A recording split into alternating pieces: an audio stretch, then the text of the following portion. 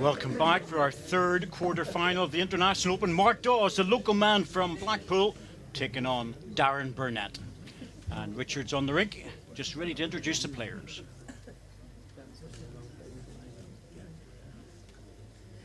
Right, ladies and gentlemen, welcome to the quarter-finals of the Co-op Funeral Care International Open here from Newton Hall in Blackpool. Let's bring your players on, ladies and gentlemen. He broke into the top 16 last season. He got past Alex Marshall to get into the quarterfinals here. Ranked number 16 in the world, it is Blackpool's Mark Dawes.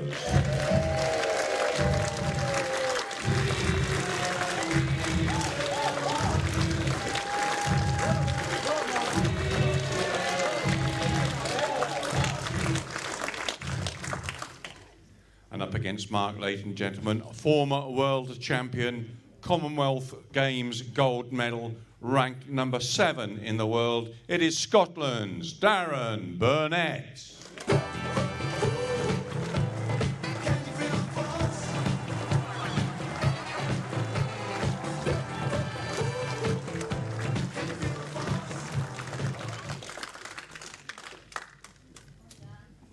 Hand you over to commentary with David Corkill and Jamie Chesney.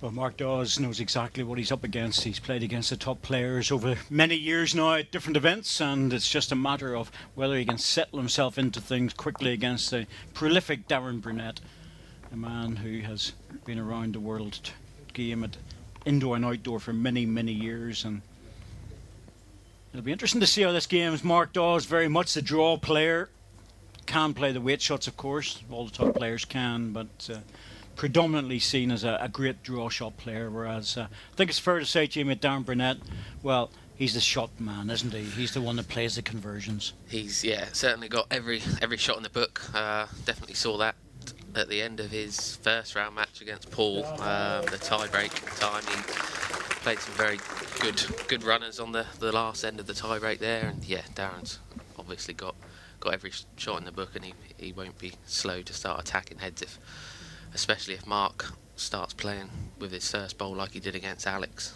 yesterday. He was absolutely fantastic. Darren Burnett's road to this quarter-final has been interesting. He's been up against two players that have taken him all the way to a tie-break. Paul Maynard of England, and then Mark Royal, where he lost the first set 14-3 before he won the second, and then the tie-break 2-0. So he's been very much tested, and no one can argue about Mark Dawes. Anybody that tucks away Alex Marshall, certainly he's been playing very well indeed. Yeah, that was it's been a bit of a struggle sometimes out there on the rink. There's only been sort of maybe 2 or 3 outstanding performances, and yeah, certainly Mark's in the last round was absolutely sensational. Just one of them games, if you happen to run into him, then you just have to hold your hands up and say good luck in the next round, mate.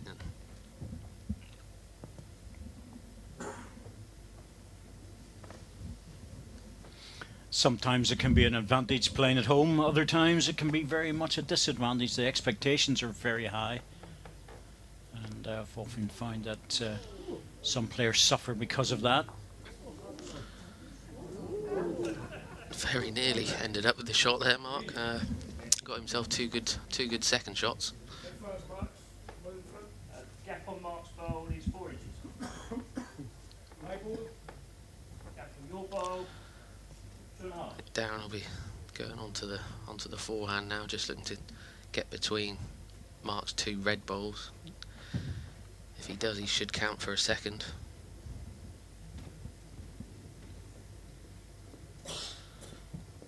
Not sure if he's quite out there with that.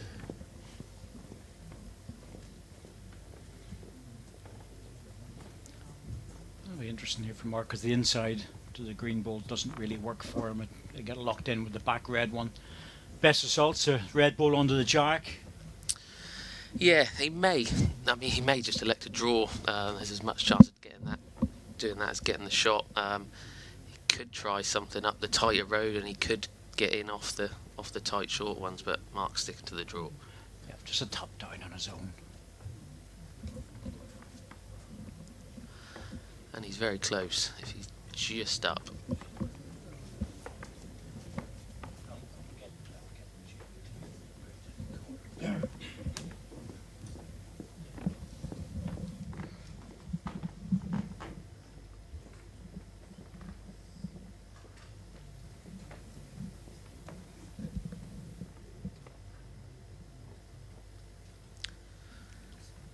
Not an easy extra here, but Ooh, he'd be doing well, wouldn't he? He'd be doing well even to get close to it. And Mark's very good. He'll be very happy with the way he started. He's losing the shot, but good balls in the head. That's an important bit for him. yeah, Darren's thrown it out on a wide line, not quite come back. Played a good pace for it. One shot, Darren Burnett.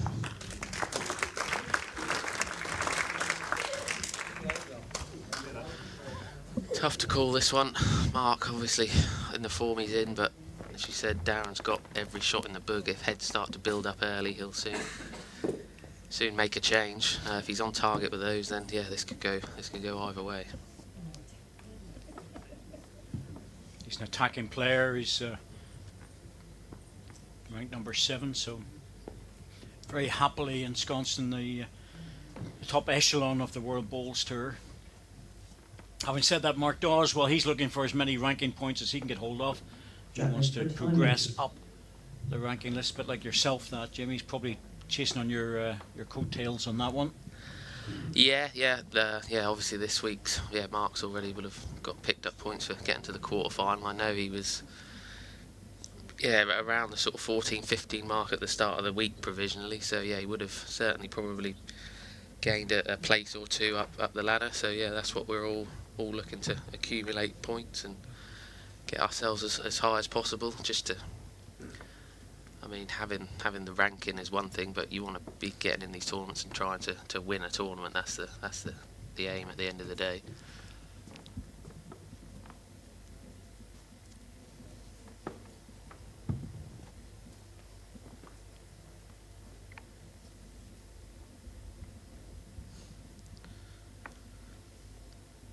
Both players playing off the big forehand side, coming back down to the start. It's a nice hand to play. I normally play down that side myself. I just found the weight on there a bit of a struggle today, but I say ordinarily it is a nice hand. You can just throw the bowl out and it'll come back from nearly anywhere. And it's a comfortable hand, there's no doubt about that. It's one that's very reliable. Your first bowl 2 feet, one green. A lot of bowls have been struggling to find dead weight on it, so Sorry. a little bit surprised I haven't moved onto the other side. It may not be as accommodating, but it might be better in terms of just getting within a foot or so.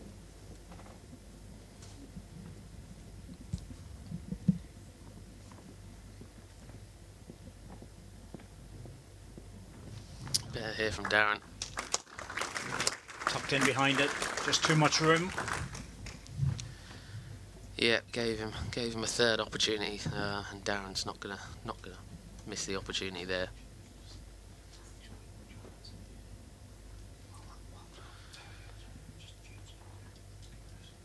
Mark will come all the way back if he's up.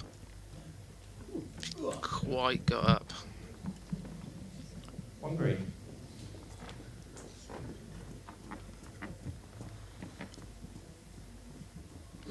Well, it's not a bad ball where it's finished. No, if Darren doesn't get another one in there, then Mark may look at playing a shot with his last. I'd expect Darren after his third was that good, he'd be in the area again.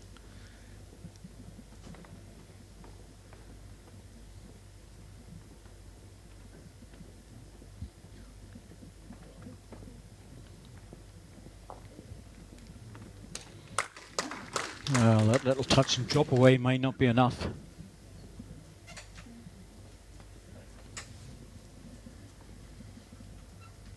Two green. Oh, well, that's surprising. Danger is if he plays the forehand and gets his own ball, he might offer up a chance for an extra shot for Darren and make a 3. Backhand plant is on. Call, I think. Time out called. It is, yeah, I think it can be made. I think I would be taking a chance right up the forehand with this one. Look for the jack, hopefully don't get the green ball through. Mark sticking to the draw.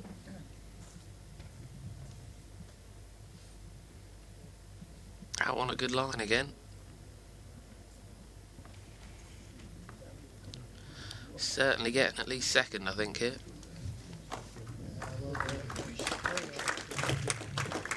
One shot, Darren Burnett.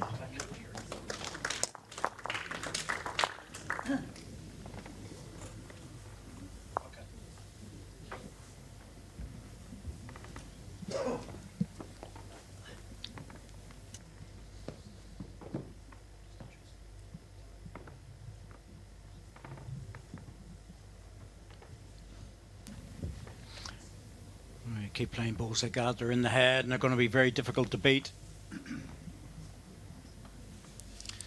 Yeah, if you can find one of those every end, you're going to be putting your opponent under a lot of pressure there. 30 metres.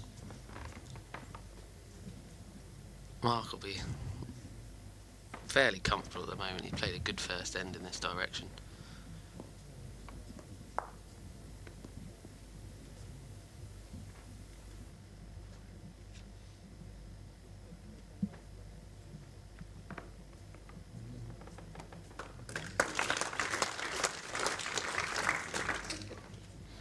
And once again, another good start.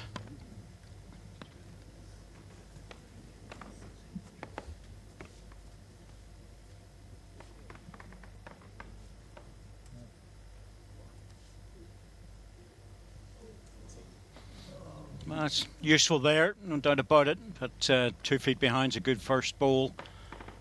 Darren's finding the range quite early, and he'll play his way into this match. There's only 2 ends gone with single shots, but he's the sort of player, Darren, that gets on a roll, and he's very, very hard to beat. So it's very much up to Mark Dawes to get those first 2 deliveries in, put the pressure on. Interesting player, Mark Dawes. Plays the crown green, came from that. He's sometimes described as a player who can play both codes at a high level, but he's very much known as a flat green player now. You'll see it more when he has to play a running ball, because on a running ball he looks very much like a crown green player. You strip 1, 3 feet. But it's when you look at 2 balls that far away, you sort of say to yourself, goodness me, that's a distance.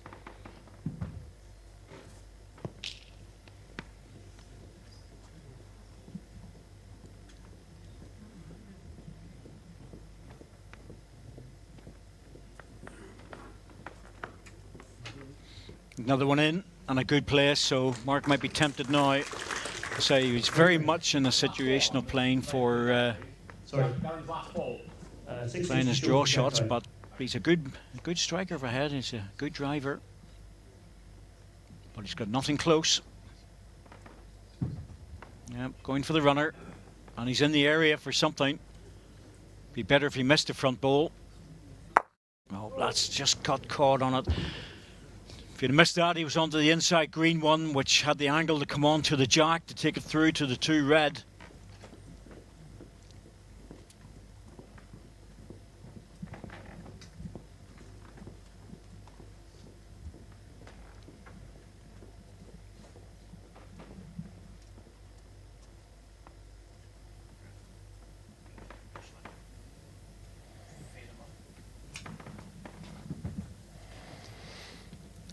He's opened the door, so to speak, Jimmy, hasn't he?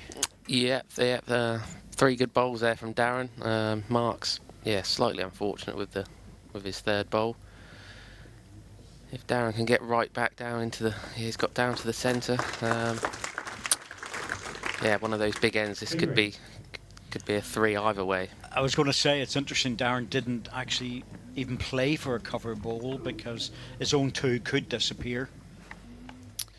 Yeah, you sometimes look at it and think, at the end of the day, the jack's a smaller target than what the actual bowls are. So the majority of the time, the players would put an extra bowl in the head and hope the jack doesn't go. You can't cover anything. This is very, very close to the jack, though. Oh, he's got played it perfect. Oh, double hit on it, and it looks like it's in the ditch.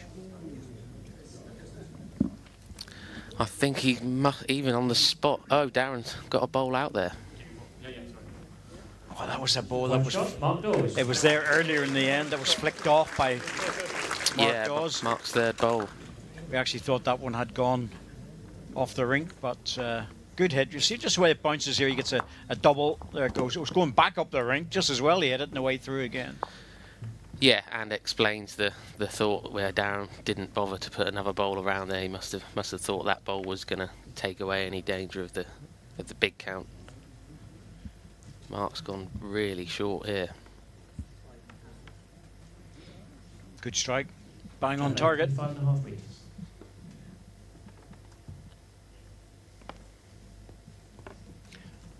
Well, everybody knows that Mark Dawes is a dangerous player. He's an international standard player, and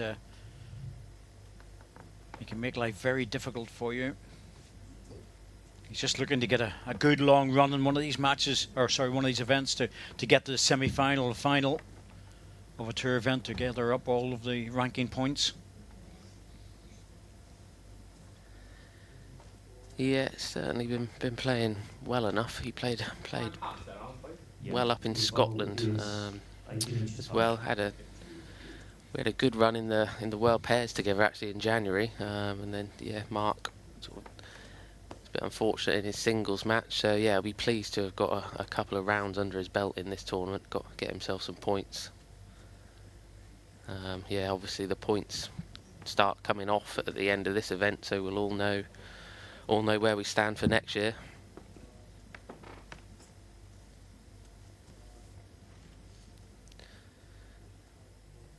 As I said, Mark will be comfortably in, but as we always talk about, you never know when you might need these points. If you have a bit of a struggle the next year, then they could come in handy for keeping you in. Yes, there are some players who haven't managed to win a match in the tournaments this year, and that's going to cause them problems, no doubt about it. They'll slip down the rankings, if not out of the top 16. We'll get a good look at the provisional list tomorrow. Yeah, that's the one that sort of most of the players would be looking at where they're going to start for next year and see what happens when the points come off. So one more day of bowls tomorrow for this season, and then it's back for November in Perth. Yeah, so you start thinking about the outdoor for a lot of people, of course. Good ball, Darren, just dropping in. Perfect.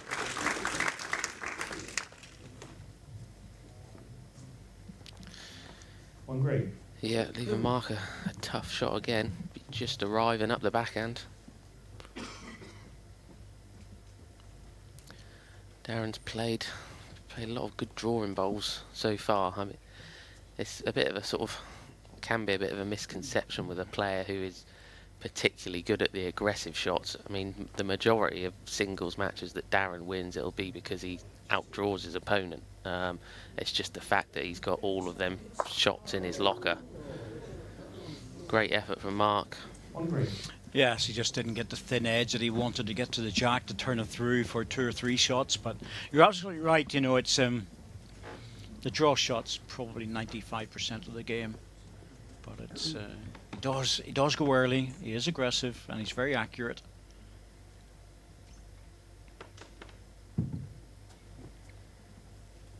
But he can give you a lot of heartache by just drawing close.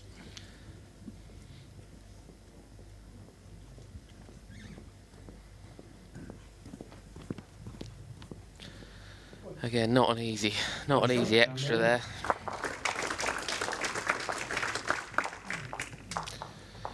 Good first four ends. Good competitive first four ends from both players.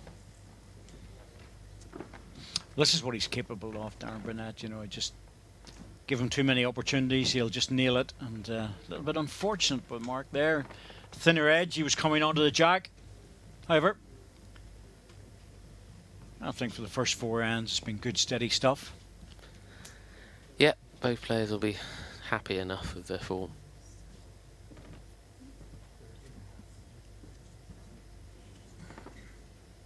Javelin 30.5 metres. Crowd starting to fill up again after dinner.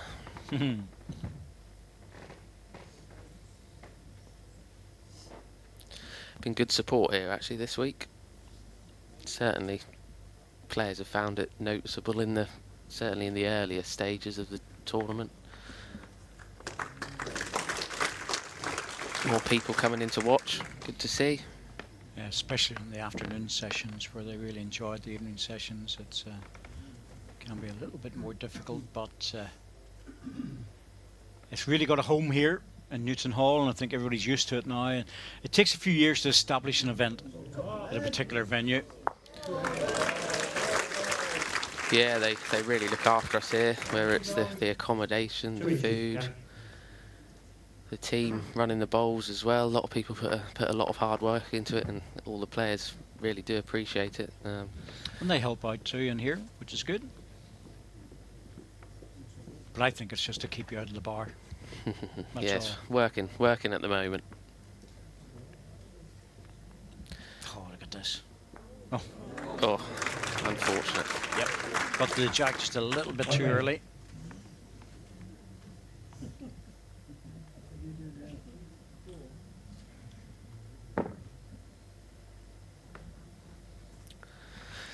Again, difficult for Mark to add another shot. He'll be looking to get another bowl in the area in case Darren does play an attacking bowl later in the end. Close again. Oh, really good bowl, but he'll come looking for it. 2 red. He'll definitely come looking for this. 2 red balls will go out clean and leave the 2 green. Yeah, this will be quick.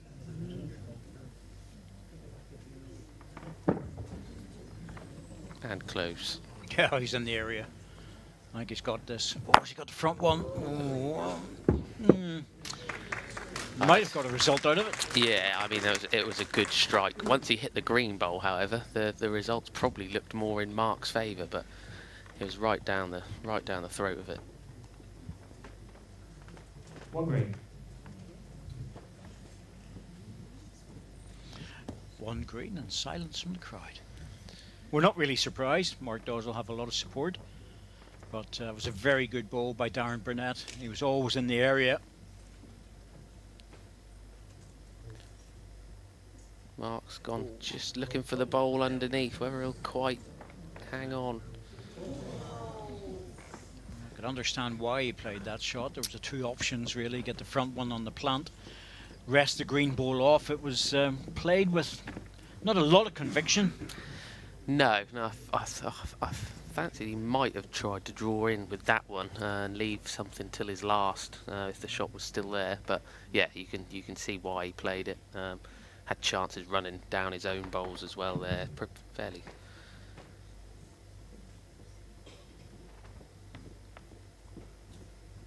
Just slightly underplayed it. If Darren's all the way up with this, he's good, I think, here. Oh, he's very good. Got the edge of the jack as well. Makes it the double. Well, there'll be no messing about with this one. 2 bowls or jack. Yeah, I've got a feeling if he does get the green bowls, he's going to be getting it across onto the jack if he's underneath, and then it'll be whether that bowl stays in the rink or not. If he's 2-9, reduces it to 1. It's good going, but goodness me, is he on the other side? He's on the forehand if he hangs on. Well, I'm surprised at that, to be truthful, but 2 shots down. Yeah, maybe a couple of more angles down the backhand, but I think at that pace you play, you tend to, with that sort of head, you probably just tend to play the hand you're more comfortable of driving off. It's Darren Burnett's ball, which opened it up, and then he drew in with the last ball. It's a hit and the recovery, but he didn't need the recovery. He just added another shot, and that's good going. That's good bowling. That is, it's a big turnaround. Mark's played 2 brilliant openers and ended up dropping a 2 out of it. Darren just starting to sneak away in a tight set. Started this match off very well. Jack, 29 metres.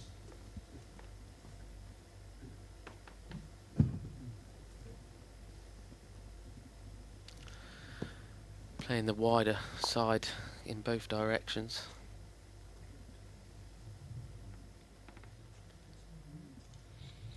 Strong bias ball. All the players seem to be using a fairly wide angled ball, so don't think anybody's using anything straight. No, not straight. Quite a few of the players be using, say, a mid-bias bowl on here rather than on the portable rink. We all automatically go to a wide bias bowl. On this particular rink, obviously with it not being the portable rink, does give you an option to play with the bowls, sort of the model of bowl that you sort of normally play at home with. So yeah, the majority of us are all sort of sticking. I'm sticking to the quantum, which I normally play with on my home carpet at home, whereas that wouldn't work as well on the portable rink, and I go to a slightly wider bowl. Mark will still be using the same set that he uses. Never swaps, always sticks with the same sets. So you should know them by now, especially on this rink. Just needs to steady on the back one. Oh, he's not quite there with his first 2 deliveries this time. 4 inches short of Jack. No, it's from the previous matches. It's probably going the reverse of what you'd expect. Darren's the one dominating in on the draw. Mark having to play some recovery bowls.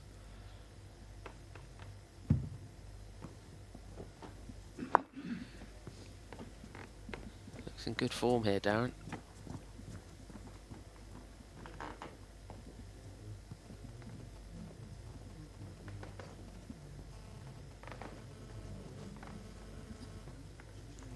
Well, 3 it is, and it's in a good place. Yeah, stops the sort of get out drive. Mark's gonna have to draw his way out of this situation, I think. Just looking to see what he's. Yeah, he sort of looked to be aiming up on the forehand. Didn't like the look of that one, Jamie. Really didn't like the look of that. You know, for a player like Mark to be playing that shot when there's an open draw available. Yeah, it must have just been his first 2. Just put a bit of doubt into his mind. There was chances off the wide green to get the jack out, or the front green into it. He said normally, certainly if the scores were the other way round, you'd expect Mark to go down and draw at least second.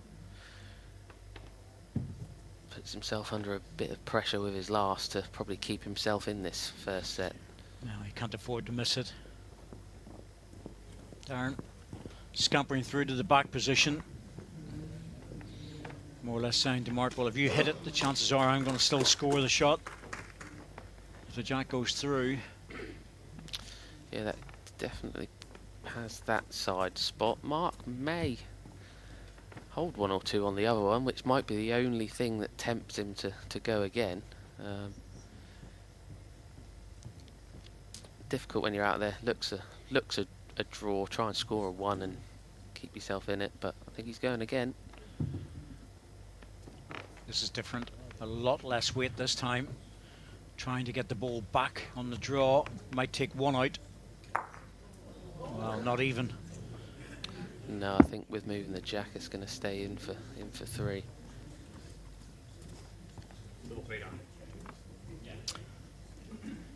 Three shots, Darren Burnett. Well, he's in trouble here. 3 ends to go, 8-1. Just Darren banging balls in. on the draw. Mark just on the edge, needed it full to take 2 out. It wasn't enough to reduce the count. Still 3 shots and 8-1, 3 ends. I think Darren will be quite happy to lose a single. Yeah, I think Mark's got to be scoring at least a double on this end to keep the set alive.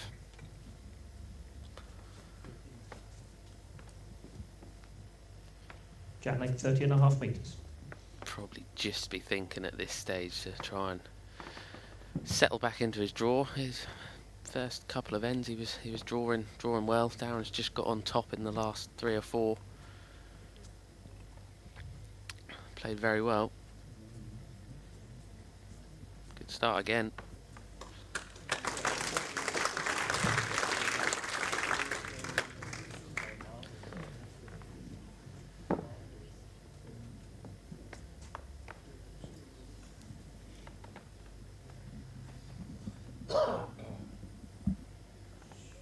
Very fast player, Mark Dawes. Doesn't waste any time. He's giving that bowl a chance. It's in a good position. Your bowl, Jack High, is 2.5 inches short. It's No, very, one very of small the quicker players. Several players on the tour who are pretty quick.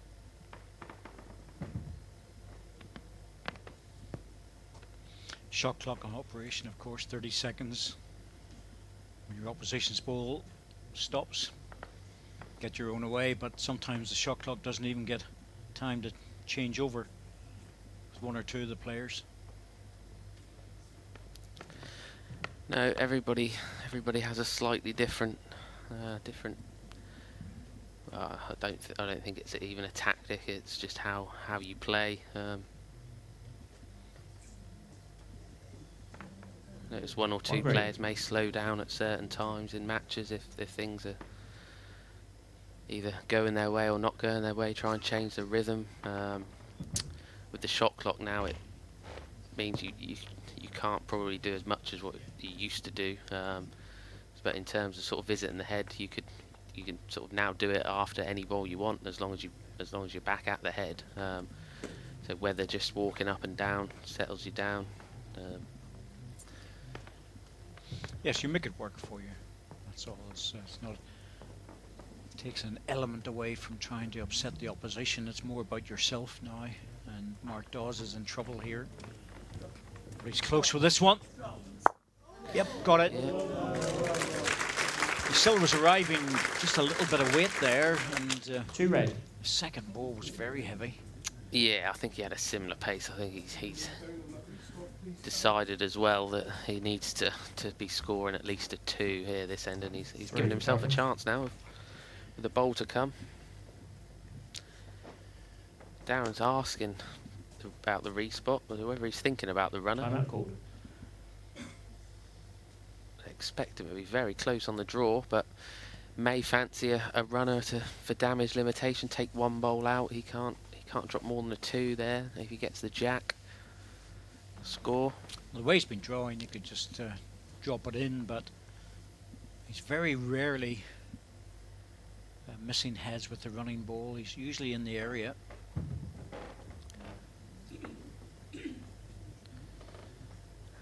How long will it hang? Oh, he's Yeah, close. he's played it well.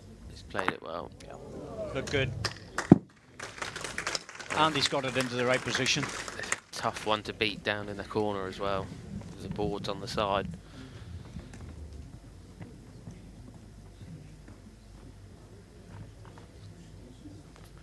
Full green. I'm not sure Mark will be able to hold it up enough to get the shot. I think he could certainly get second, but second's no good at this stage, I don't think, in the set. So yeah, I think he's got to take a chance and play underneath.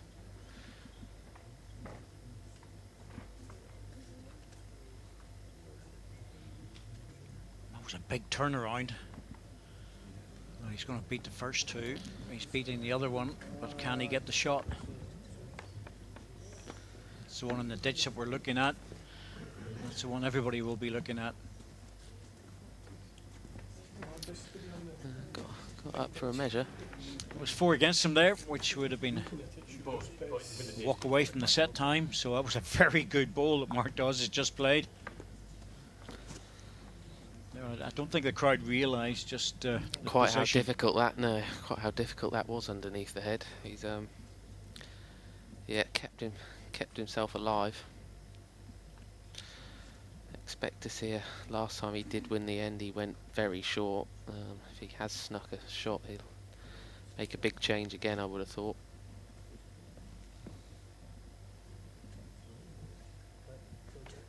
Always difficult to tell with the ditches. Darren likes his. Yep. I think he was a wee bit surprised there, Darren, but the look he sort of said, well, I just measured that just in case, but managed to get through quite well.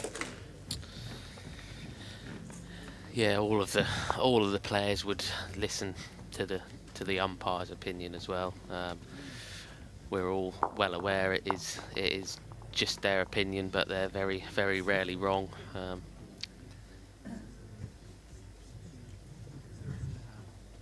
If the call's tight, you've always got the opportunity yourself to go and look at the head first, so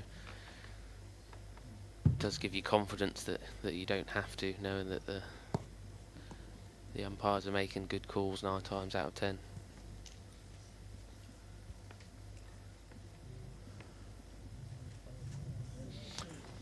I think most people at the start of this match would have said if Mark Dawes had played 7 ends and only scored 1 single, they would have been very surprised.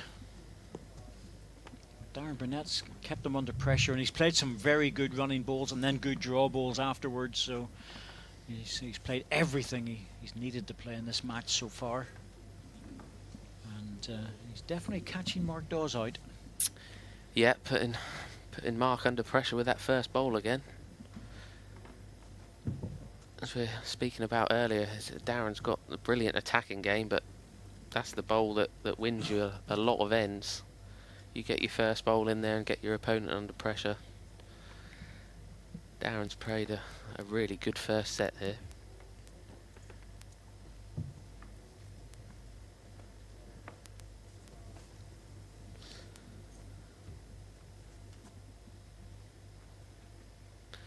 Bonus of the sets play for Mark. He can start again next end.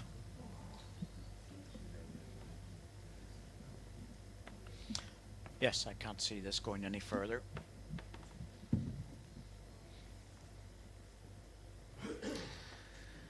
Do see the odd 4, but 2 in a row at this level doesn't ever happen. So occasionally you get a 4 in the last end, and it has happened. Phil Paxton got 1 to win the first set against his Australian opponent, Kurt Brown, but it's very rare, it really is. Yeah, I mean, like I said, the 4 can happen. You can be unfortunate with a bowl, like Kurt was, and things just roll against you. But for it to happen twice in a row is extremely unlikely.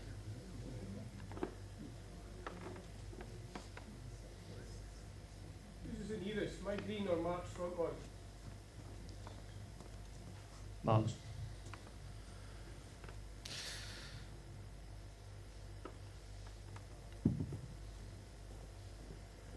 Darren just double checking in case Mark got both the bowls away. Just try and get another one in, beating one of the reds, which I think he's done. Whether he'll leave Mark anything, Well, I think he's just got to hit the front green of the 3 and hope for the best. It's a hit and hope, and also a practice shot at the same time. Yeah, he's down the throat with it. Oh, 2 out. At least 1 green, but that's a set over. 1 shot in the first set, Darren Burnett. Yeah, that's a very good set from Darren. Both players started off the first 3 or 4 ends very well, and Darren just kept piling the pressure on in the middle and towards the end. Good value for it. Yeah, so this is what he was doing, putting a lot of balls in the head and forcing Mark into playing the shots. He didn't hit all of them, he missed the odd one, but bottom line is that 10-1 is a fair reflection in this particular set, and Mark Dawes, the local man, well, the crowd want him to do well, there's no doubt about it, but it's been struggling a little bit in this match. Jack length 24.5 metres.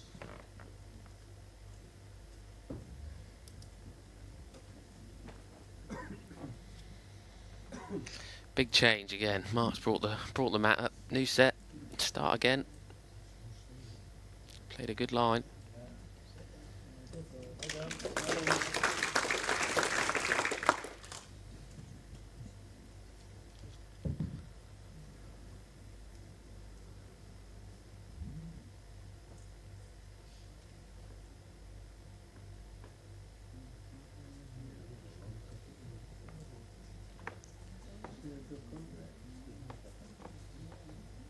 One red.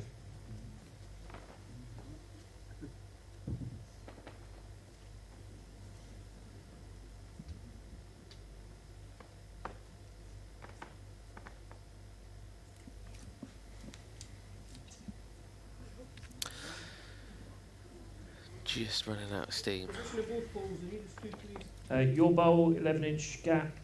Mark's bowl, 6-inch gap. Should be a cracking match coming up as well after this one tonight. Yes, I think there'll be a lot of people interested in that one. Greg Harlow and Stuart Anderson. Both players in very good form.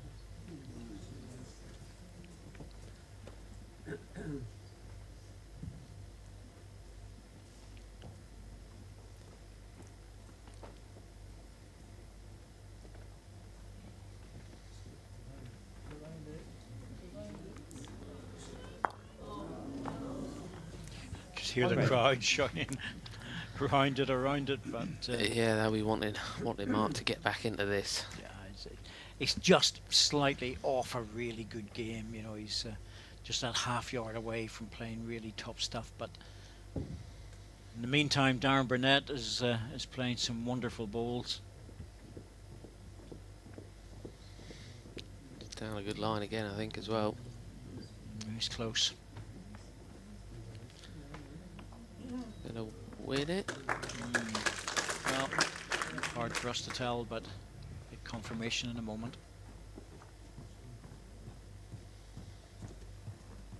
One green. Yep, made it. It's not the news that you want to get when you're walking down the rink. But again, like I said, it's good to have the confidence in the umpires. You can walk down the rink, save a timeout rather than having to stand and look at the head yourself. Close for this.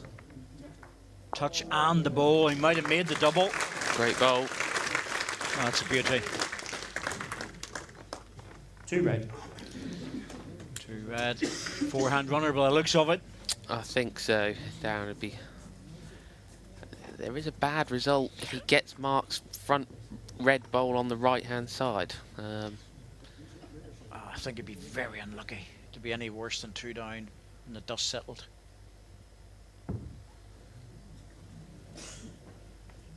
this looks under. Played it controlled. It's hanging on.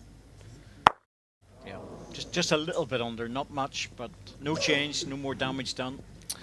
Yeah, I think that 2 shots. Mark might Dawes. have been the reason why Darren controlled it a bit more rather than... there was a chance of hitting the front red and getting rid of both his greens. I think he played it with a little bit more control. Only a bowl underneath the target that he was looking for. That was a lovely conversion there by Mark Dawes. Turning the jack from 1 down to 2 up. Matt up the rink. Yep, he's decided on the tactic for this set. Jack length 24.5 metres.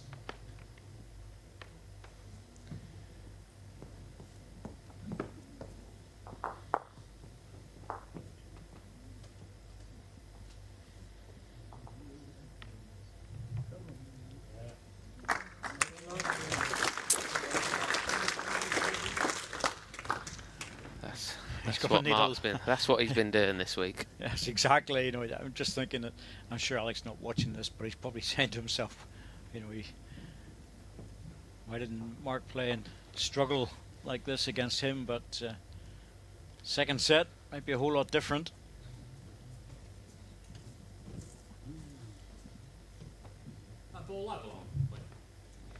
One inch past.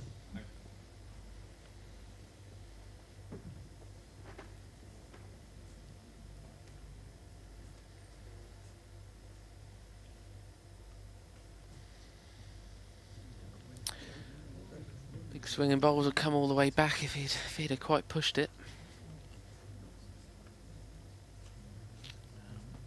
You sort of think that really that second ball, that's twice now, and the second ball really needs to be up there.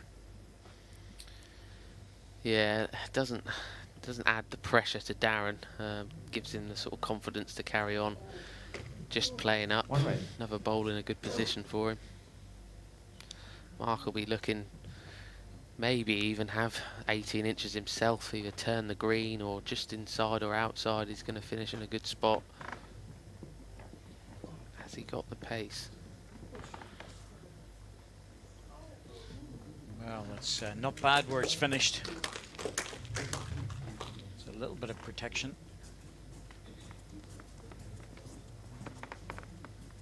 I think it's only one, Darren.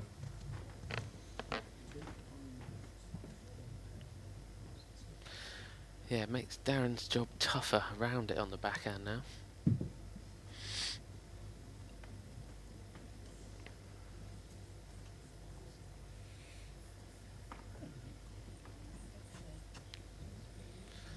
Just a little bit of extra weight just held it off. I think Mark would be good value here to try and roll the green bowl out. If he plays it with a pace to stay on the rink, if he misses, it'll get him something past. And yes, absolutely. I was just thinking to myself, even if he hits the front one, he's got a chance to get something in there. But this is an arriving draw to the green bowl. Miss it, you've got ideal position.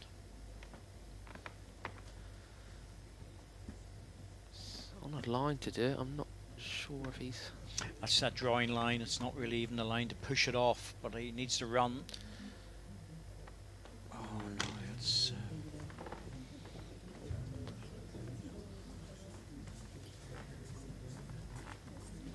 Has to be a little bit careful with this one. I think he'll still just be drawing to it because there's only one shot against. He's only got one in the head. Not worth being aggressive. It could go all wrong. I think he's going to play it. Goodness me, Darren, really? Oh, And that's he's close. such a confident shot, isn't it? And he's close. That goes up the green, he's in trouble. Oh, yeah. Didn't want the outside. Oh, outside, it was costing him 3 or 4 shots.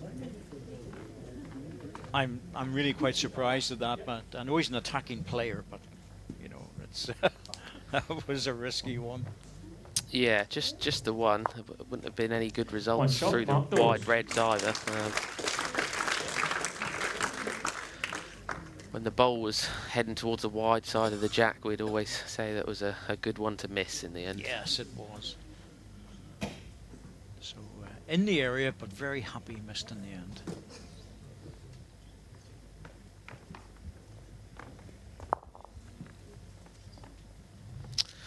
Just the start Mark would have wanted after the first set. Jet length 24.5 metres.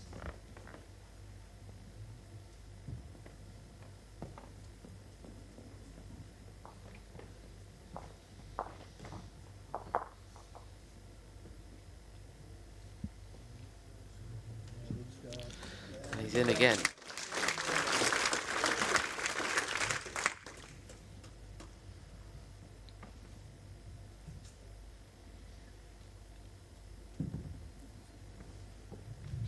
Well, it's early days yet to think that Mark's really got his form back, but certainly there's signs of playing a lot better with the first bowl. Yeah, he'll be feeling more comfortable now after the first set score. You really don't want to let your opponent get 3 shots in front early doors because you feel like you're chasing the match all the time then. So this will have settled him down. Got into a bit of a rhythm with his weight. 2 red. Darren's going to go early. Yep. Well, he's known to go for the second, third bowl. Very close. Well, there's a narrow gap to get through without getting the jack, but takes one away. Would expect Mark to pop it back in again. Yeah, I think that was Mark's toucher gone into the ditch, so he's got a bit of position now for the rest of the end. 1 red.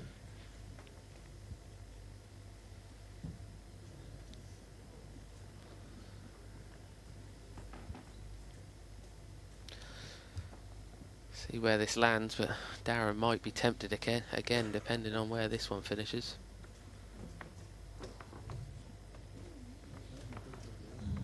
Just a little bit far away. It's close to Yeah, second. I favour the second. Well, for second, but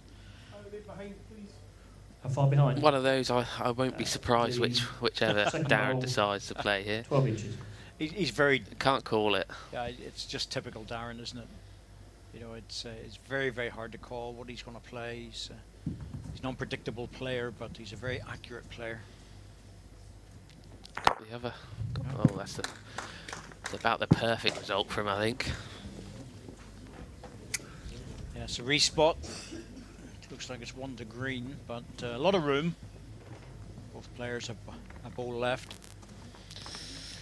Yeah, Mark will feel like he's played a good end, but it's only going to be it should be a score of 1 either way this end, I'd have thought. Again, depends how close this one finishes.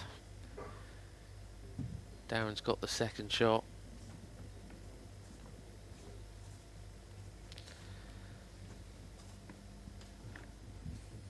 This needs to stop. That's running on. I'm not even sure that's going to save second. Sorry, save the shot. It's still looks like 1 to green. Favour the red ball, Darren. Really well. It's scampered through about 4 or 5 feet. You would certainly expect Darren to draw this one. Yeah, he's going to decide to play underneath the head. A little bit surprised at that, considering the mat's well up. Yeah, plenty of room out on the forehand, but he may well have going to get caught. That should be enough. That's would have definitely made the shot and sat, so it's probably close for the second still.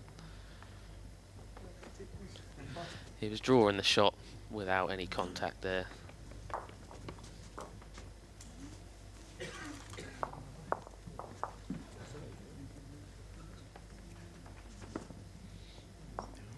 Thornhill, the marker, and Mike Davies, the umpire, will sort this out pretty quickly. Yeah, again a tough end. If Mark's dropped a couple here, that'd be the ones that you're a bit played a sort of 3 good drawing bowls. Just one loose one with the last. Evidence again of Darren's ability to It's only the one. hit ahead and then draw the shot. One shot down Burnett.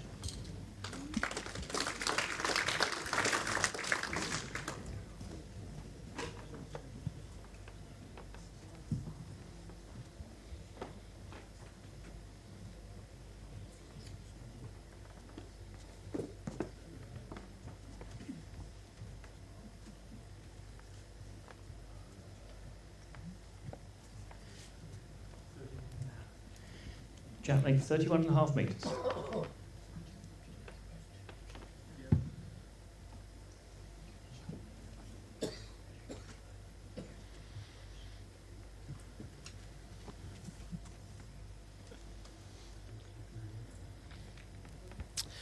Back to the full length.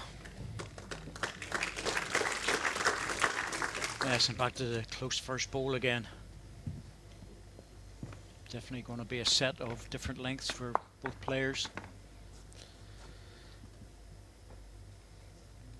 Yeah, big next couple of ends for Mark. He won't want Darren scoring on the next couple and start to get on a roll again. Good starter.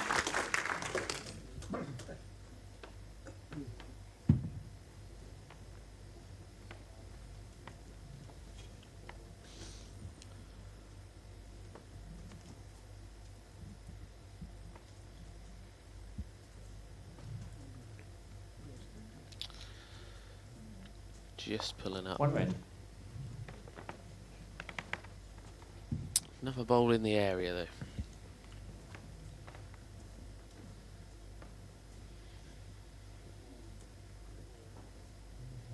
Mark will hope to at least reach up and past the green bowls.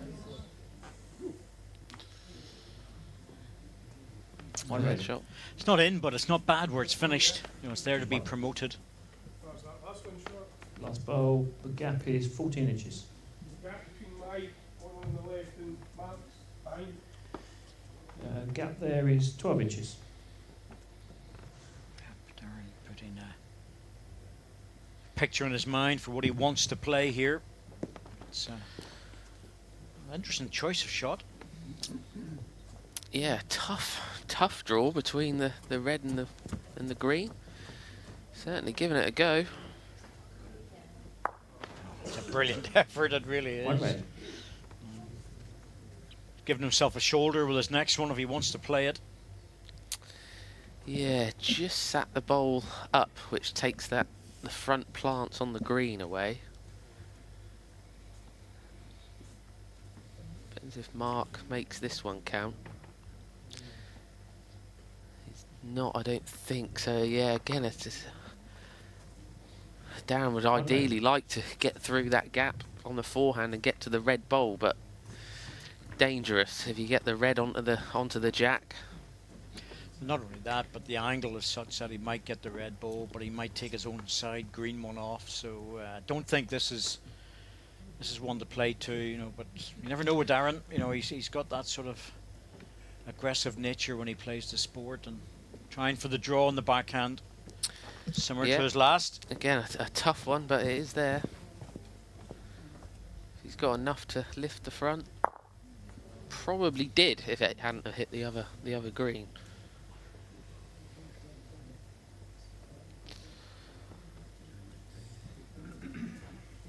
He's not thinking about coming off the inside shoulder onto the jack, is he? Goodness me. Well, the position he put his foot, it looked as if he may be, but I can't see it, to be honest. Timeout called. That's a really, he's 3-1 up. He's lying one, draw another to go 5-1 up. Well, we'll know by the line he's taking. Oh, it's a fairly safe wide line. Yeah, it's not quite as wide as the others. I think he is just playing up. I think he was playing that actually to come off the green ball, straighten up onto the jack and make a 3. He had the option of turning his red in as well. I thought he might just played the draw as well, to be honest. Mark has 3 timeouts remaining. Interesting choice. Yeah, there were a few chances, but again, it was not an easy one. He's got the jack back, importantly. Yes, that's the key to it. He can bring that mat right up.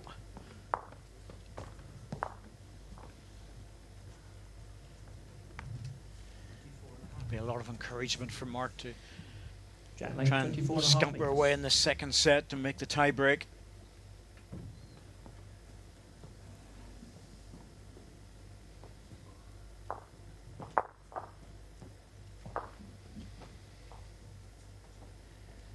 Certainly got that first bowl going this set. Yes, in particular on his own jack length, but he played it well the last end too. On the gap is 2 inches. 30 metres, so he's definitely looked like a much more complete player in the second set.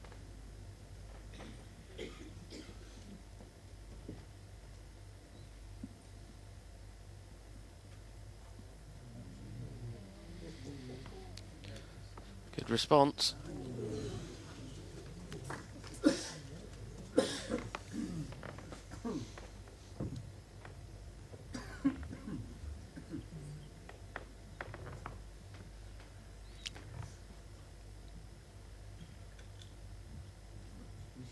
Well, down on the inside of the green would be good.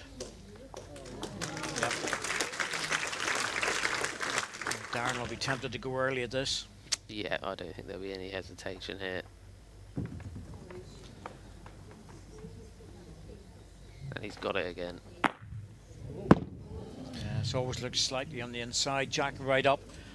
Tell you what, that makes this very short. Yes, this is going to be... This is going to feel quick out the hand.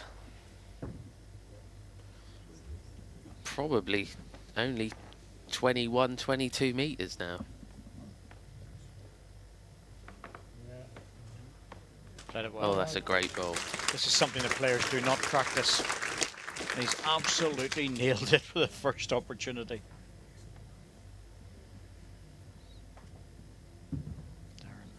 Draw with this one, see where it goes.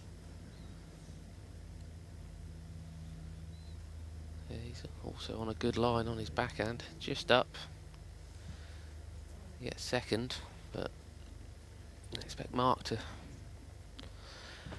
get another one in. Depends where that finishes. He's swapped to his backhand. Yes, he doesn't want to disturb the jack out across. He quite likes where it is at the moment, but didn't really matter because he could have played 2 feet in the forehand and come around it, which I think most players would have played. Yes, it's gone under. It's not actually a bad ball. I think it's probably going to force Darren to try and draw the shot with it being second. It's not made the target any bigger.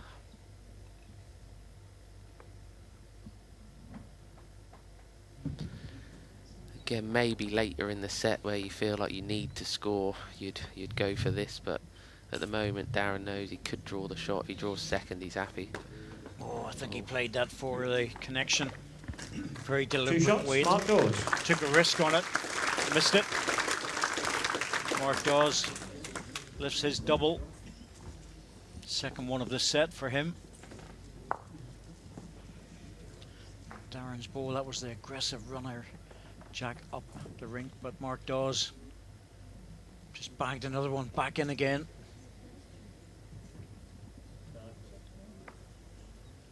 Once again, Matt up the rink.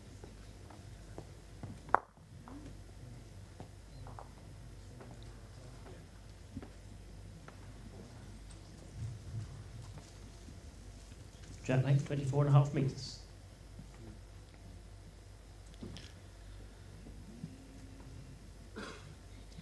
Yes, and Mark's able to guarantee the jack length that he wants by bringing the mat up the rink and then putting the jack on the tee, with knowing that he's got 3 metres behind it before it goes off in the ditch, so he knows exactly where he wants to be.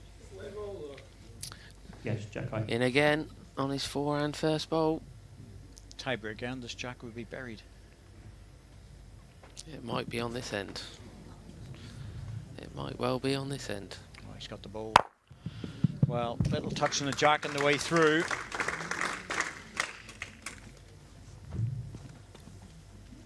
Don't see it that often, but it's very effective when it works out. No, you tend to find you doing that when you're either not confident in your draw or extremely confident in your runner, and I think that would have been the latter for Darren there. Been drawing well in this game anyway.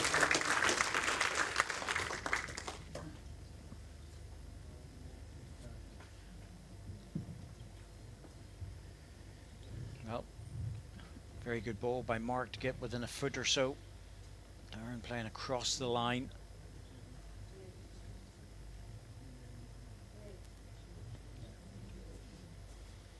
One red. Probably didn't quite turn as much as he was expecting.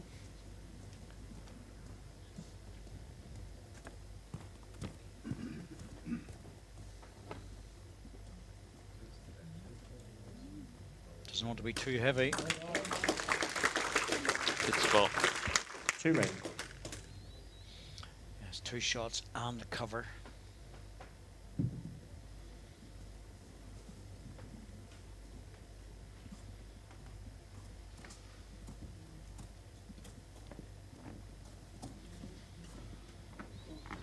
Just trucking through a bit.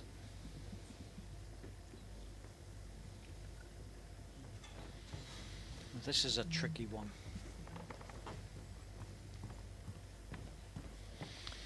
Mark's line 2, he's conscious of the fact that the full back position's against him. Yes, one of those, if you draw one right up next to it, your opponent's probably going to go for it and either be 3 up or 3 down. Whereas it might be one of those where Mark tries to go past and say, if you draw it, you draw it. Just needs to miss that green. Well, it's not ideal.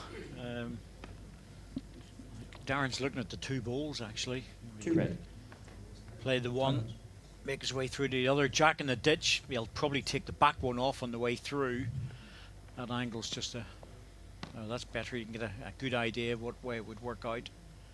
Jack in the ditch. Well, Won't guarantee the shot because nobody knows where his own ball's going to go. Timeout called. Darren has 3 timeouts remaining. It's probably... I mean, with Darren, how accurate Darren is with his runners, it's a big gap between the jack and the bowl. So he'll be going for one or the other and not just playing the area.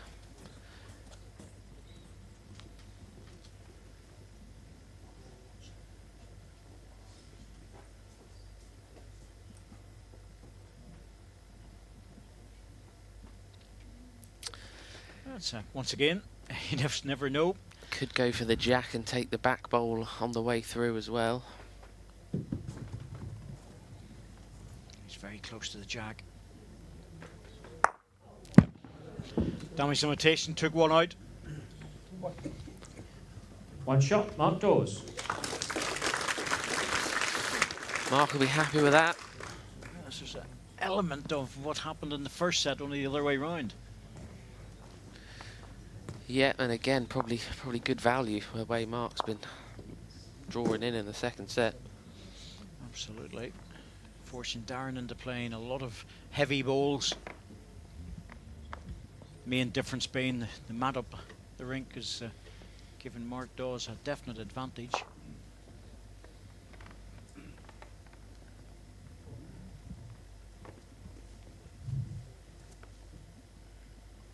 Jack length 24.5 metres.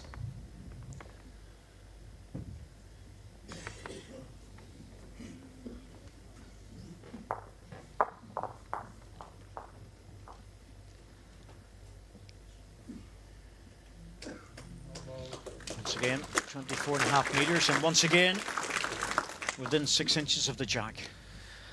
I think he's been within that first bowl every end of this set.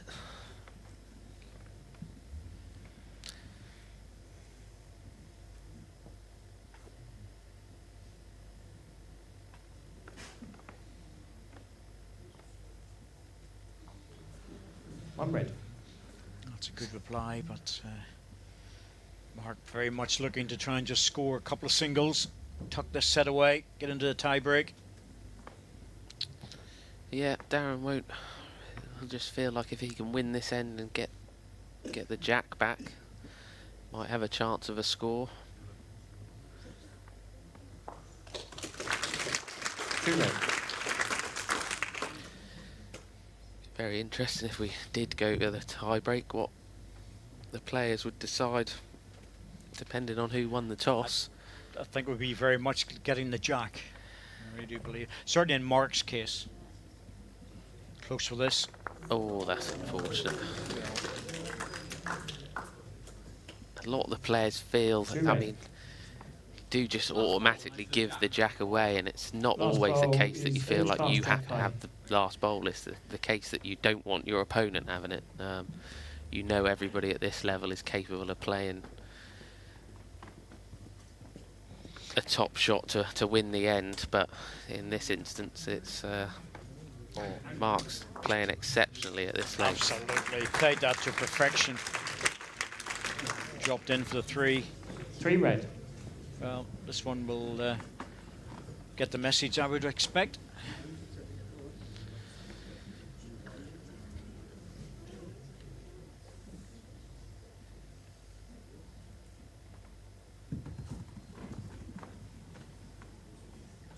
Could get 2 reds. Yep.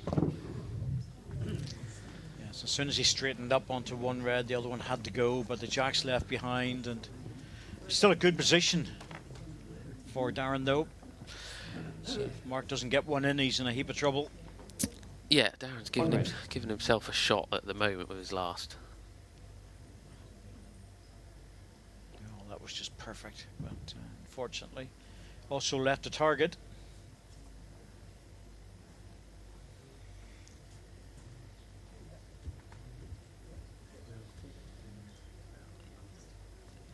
Just got in and out. I think it could be 3rd. 1 red. Yep, 1 red. Well, it's a different sort of shot now probably for Darren. He can just afford to reach this.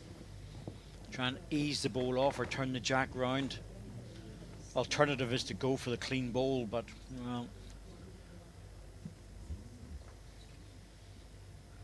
No guarantee if he gets a jack what's going to happen. Oh, that's a narrow line.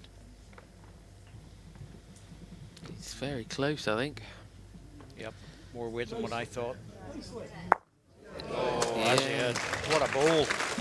Movement to the jack as well for 3. Yeah, could have brought the third one in. That is a brilliant delivery. Down the narrow line, looking for extra weight, played it beautifully, and well, he's put Two himself green, into a measure for 3. position of coming right back into this with 2 ends to go.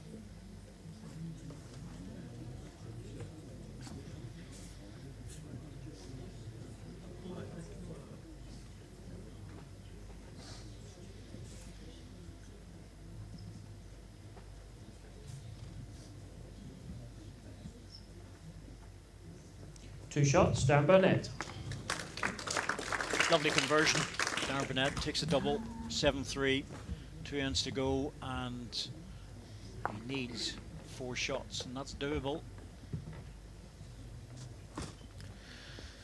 Yeah, he'll be thinking same again. If he could score another double here, gives him a chance. Anything less than that, and needing a 3 on the last ends. Difficult. Jack length 31 metres. Mark will be hoping for a good first bowl again. Try and score a 1 here and get this game into a tie break.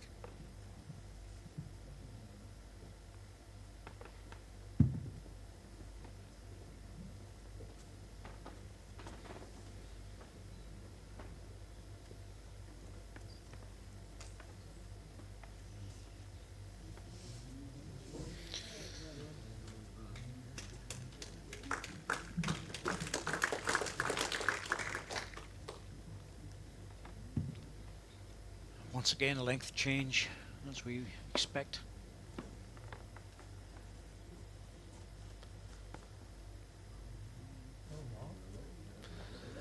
I think Mark's played a good one as well to start with.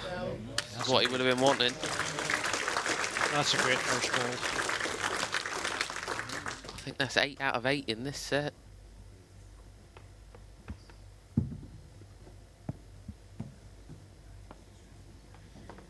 Darren doesn't like this one.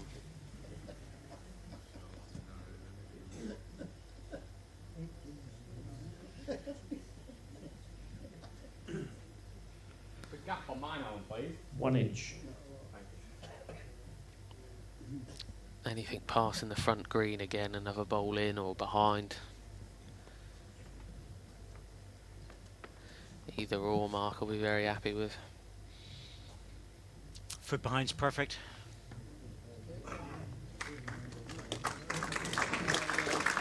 Tough for Darren to score 2 men. a couple now this end. He'd be happy to draw 1 and take it into the last.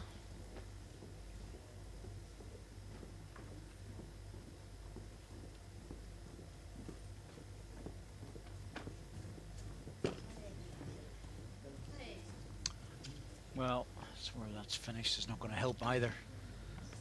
So the way things are at the moment, Mark Dawes doesn't really need to go near this. No, I'll be keeping well out the way of this. Darren's got very little on, but a draw for 1. If he draws 1 inside that, you have to say well played. Yeah, and exactly. Mark's got a chance to get it back with his last, but I think anything past the jack now. Don't give Darren a shoulder to rest. Well, he's waving at this, which gives me the impression that it's not right. I think he's trying to block it. Yeah, trying to block the forehand draw, I think. Tactically, it was probably a very good shot to play, but you could see why he was waving at it. His weight was good, but his line was well off. Everybody's thinking out there, what on earth was he trying to do? Well, that's what he was trying to do, block the draw shot.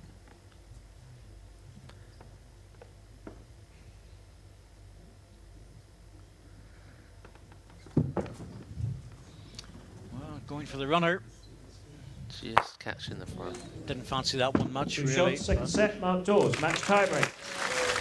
No, I don't think Darren Fancy trying to get a 3 in the last. If he'd have got a very thin edge of the shot bowl, he may have gotten both away. But the way Mark's been drawing in this set, you'd have expected him to get in. So I think it's one deserved set each. Yes, very much so. I think Dawes deserved to win that one. Played very well. And he has given it away, I think. That's interesting. To be fair, he's played well still on the long jacks in the second set. So he has. So he wants the last ball. So he's betting on himself to win this one, and then he'll have the option in the next end. yeah, Darren will have the option. Darren can make up his mind what he wants, but Darren will not want to play short jack length. Pretty certain of that. No, be interesting if Darren wins this one, what he decides to do.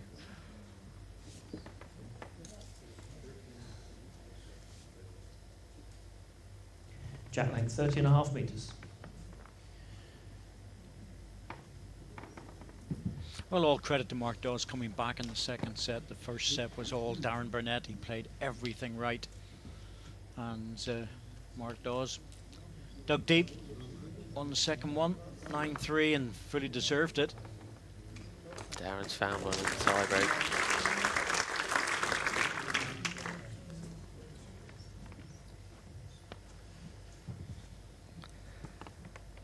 I know a few players who would have been Tempted with that. slightly faster at that than this. I think Andy might have been, Andy Thompson might have been tempted with that because he's an aggressive player as well. But he's doing the right thing. He's getting behind it. It's just a fraction short of jack high. Gap is 1 inch. The trouble there is that you have to put another one in because you can't start defending just one bowl. Anything behind the jack and sitting the second shot would be good. Yep, I think Mark might go for this one. Yes, if you leave it too late, you won't get a clear road on the jack.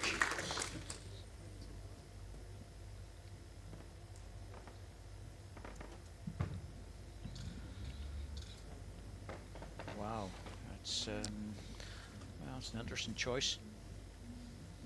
Ben. They're calling it the bend, but it's never going to get back in time. Don't think he'll get back for second either. Oh, that was fairly critical that he caught that ball full to get second shot. I would imagine Darren will go deep now. Yeah, down the forehand, anything down the wider side. Chance if you get the jack and run off the bowl, it'll come down into the corner. So anything wide and past on the forehand starts getting really difficult for Mark. I think he's got to go quick. This just needs to run a bit more. Wants it to hurry to the red one. No. 3 green. I think that's possible. He plays this down in the backhand. He could run that jack all the way through. Don't think the forehand really favours him. It's more than likely going to go into the back green bowl. You get the shot ball green onto the other one, you could take 2, maybe even all 3 away. Yeah, he just to give himself some space with his last. I think he's close. He's close. Oh, Oh yes, got a and he's in perfect with result. it. That was absolutely perfect. The bowl and jack at the same time. Yeah. If he got the jack, I think it was into the green one, but the fact that he got both, let's just see how close he is. Oh, that is going to be very hard to beat. It looks as though the pack of bowls are making it difficult drawing underneath as well. Yeah, Darren. I'm not even sure if he has a shot. It's a tough one. That was a tough. massive result to get the both like that, Jimmy, really, because say one or the other, but to get them both. I don't think Darren thinks he can get wide enough, but he's got absolutely no shot. I think that was his toucher that Mark put out of the rink as well, so he couldn't even play that. He's interested. Yes, but it was always peeling away from it. That was the problem. Always moving away. Mark's looking. Well, you see, this is the problem. Maybe we just haven't been able to get the angle right, but goodness me, has he drawn the shot? Favour the red. Even Mark may as well still play the bowl, try and play the bowl off, but It's in the ditch, just make sure. Yeah, don't even attempt to draw it, just drive it off. if he's gonna play it, then he needs to. Oh, wow. Why doesn't he just play it? You can get incredibly unlucky and get it really thin, but he must be confident he's got the shot. Well, he reckons that he's probably lined, and then he got the confirmation that there's a favour for the red. But not sure I'd want to take the risk. No guarantees, no, I think. The guy might have played that anyway. It's a dip down as well. Go into the ditch, that's all. It's always a bit of a fiddly operation, but strangely enough, it does work.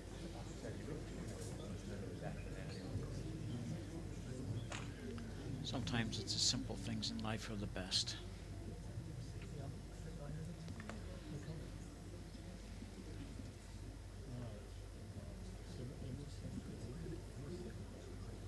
That's obviously from our perspective, it's the red ball easily, but the guys are looking at it. Okay. Oh, Darren's Can fair see. enough. Must have been. It didn't even bother going back to the green one, so it must have been well in. But Yeah, maybe another. It looked as though that bowl First in, Mark Dawes. from our angle was in a line with the red bowl, but it was a little bit wider. So perhaps another 6 inches of pace would have done it. But Absolutely. great effort.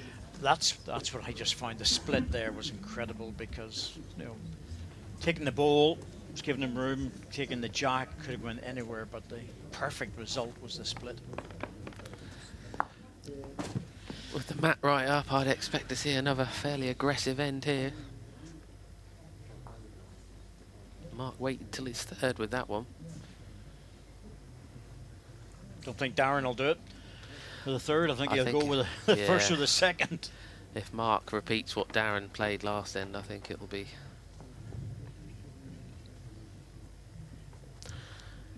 And he's Yeah, pinned 24.5 right metres. on target with all of them as well.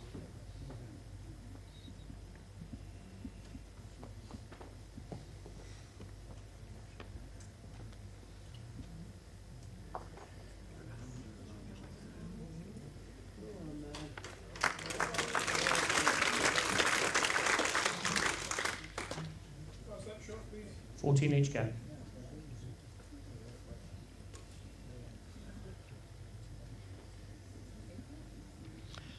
Inch gap. Very beatable, but it's a good starter. Yeah, just far enough away to still fancy the draw. Sort of tempts you, doesn't it, at that distance? Yeah, but where that's finished, if Mark can beat his own first bowl, that's be starting to make the end difficult already.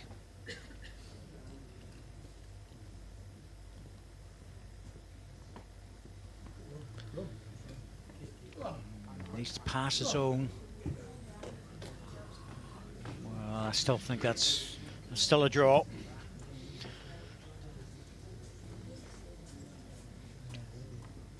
Might have been different if the ball had been up level with it. Darren could have easily have taken the two out, but I think he'll probably draw this.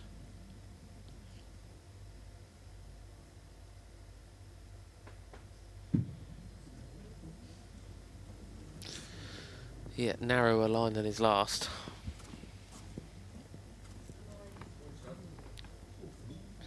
Just looking to stop now.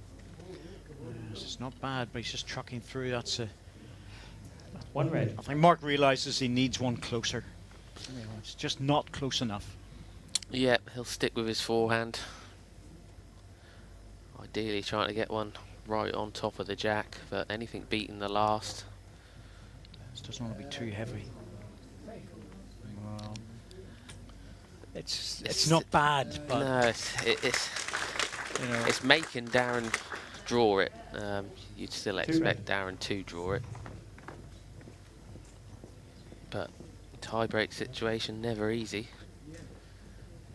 Not loads of room.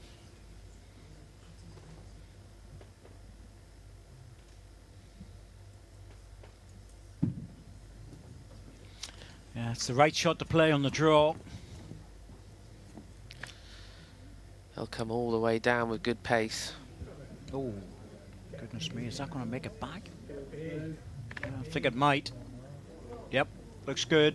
Ooh, Just held up. yeah. Certainly if it sits, it'll be shot. I'm not sure if it is. No, we're not getting any news. No, Darren Oh, looks look a at bit... the angle. Yeah. Got to fall, surely. Unless it's on one of the seams, but Timeout called. Mark will stick with his forehand, try and beat his last bowl. It's not on a seam, I can see that, just about 5 feet above the jack. He's still playing it there. I thought he might have changed, but He wouldn't have wanted to drop Darren's in if he's holding. well, this is all about good weight. He doesn't want to move the jack, though. Oh, I think he's close here. Oh, he's nailed it. Around the back. And Yep, absolutely nailed it. That's a very good ball. I tell you, under that sort of pressure, that's a really good ball. Now, just wait. I only didn't hear if there was 1 or 2 there. don't know But, if Darren's got... No, Mark's got the spot that side as well, I think. I think he has to this rest the ball off. Really tough, really tough. Either that or just hit into it and hope to get a good result.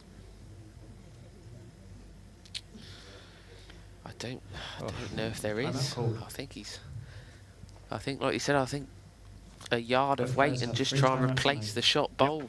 Just take the ball off and sit in its place and hope that you don't get the jack.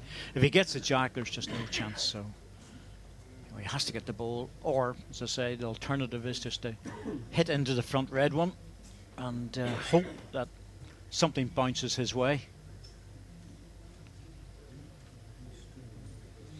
Now, if you're looking at the angle of the jack coming off the ball, that's the front one I'm thinking about. Just see his foot popped in there and hit that into the jack and hope that somehow or other the jack rolls through. But The only other option is if his back green beats the front red, there's a chance of getting the shot bowl onto the other red and the 2 away. But it doesn't look like it does from... Timeout called. I Darren has haven't 2 heard timeouts remaining. if it's 2, and even if it is 2, if it's the back or the front. either way, it's a match lie against him. And Mark Dawes, the man who plays here at Newton Hall, has set up a very good position for himself, the second end of the tie break. But Darren gets out of some very difficult situations. Yeah, this is quick. Looking for that front bowl, I think. So unless he's got third shot and the 2 bowls, I think he'll be... Yep, hitting into the front red one. No, has he got it right or has he got the wrong one? Yep, got the wrong one. Second end and the match to Mark Dawes. So Mark Dawes takes the single there. Doesn't matter if it was 2, he just had to win the end. And all credit to Mark Dawes, I have to say, Jimmy, because first set he lost 10-1 and didn't really look like the Mark Dawes that we knew how he could play, but he came back very strong in that second set.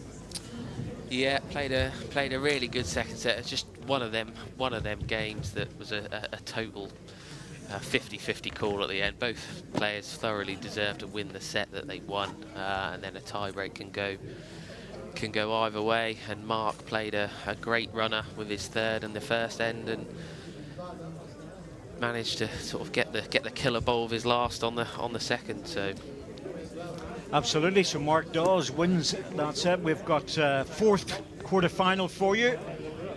And it's Greg Harlow against Stuart Anderson, and that is very, very attractive match. Just come back in a few minutes, put the kettle on, get the coffee organised, and look forward to Greg against Stuart.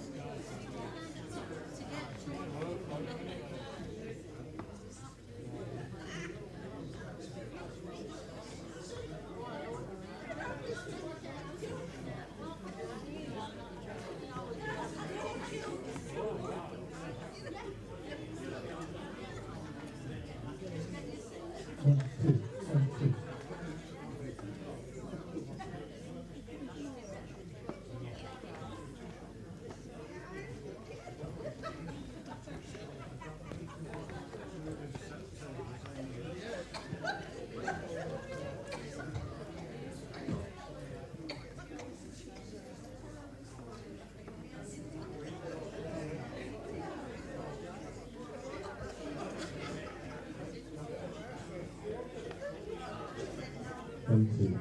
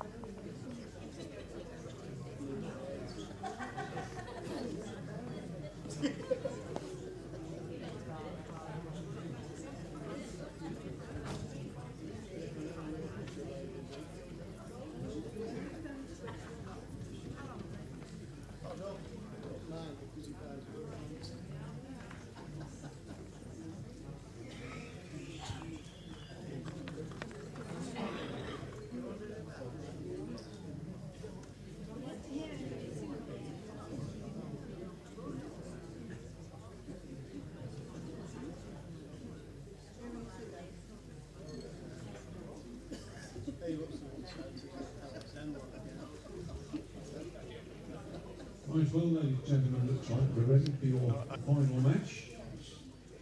So we'll get cracking. Well, ladies and gentlemen, welcome to the evening of the Cork Funeral Care International Open here at Newton Hall of Blackpool. Let's bring your players out for this match. Your first player, ladies and gentlemen, a reigning World Indoor Pairs champion. He beat the world. Well, welcome back. We've got Greg Harlow against Stuart Anderson in this match, the fourth quarter-final. Both players playing wonderfully well. It's going to be really interesting.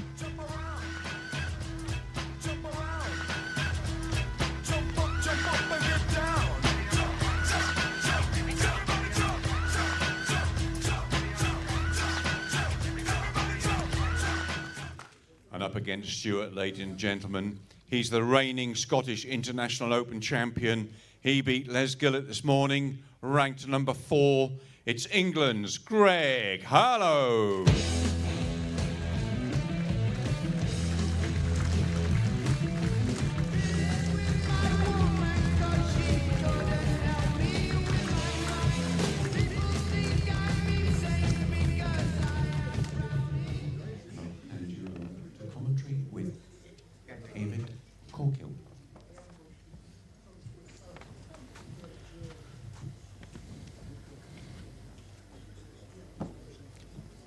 So Greg Harlow gets the first jack away in this very much anticipated quarter-final.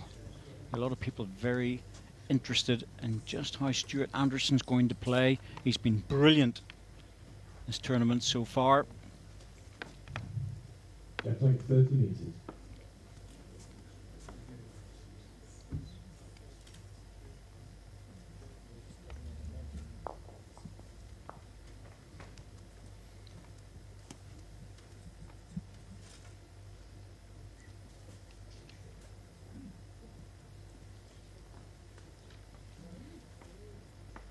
Well, Stuart Anderson was fantastic against Nick Brett, where he won 10-3, 8-3, and really did put him into so much trouble. But he lost out to Greg Harlow, 2-1 in the tiebreak in the semi-final of the World Singles just a couple of months ago. And, well, how he lost out was just an amazing result.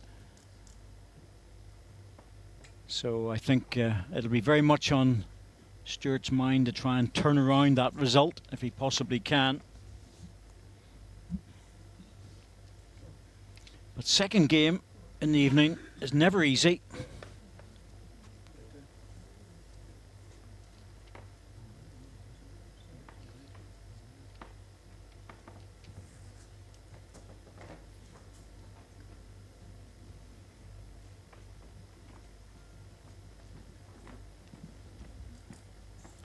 Richard is in comms. So, Richard's joined me. Good evening. Good adjustment by Stuart. He's on the green balls now. He's been playing in the red balls in this event so far, so be interesting to see how he changes over to the green. He much prefers the red balls. Greg Harlow's been in red the whole time, so no need for him to change or worry about it. Yeah, like you said, but Stuart popped up, had a quick 20 minutes earlier on the back green here.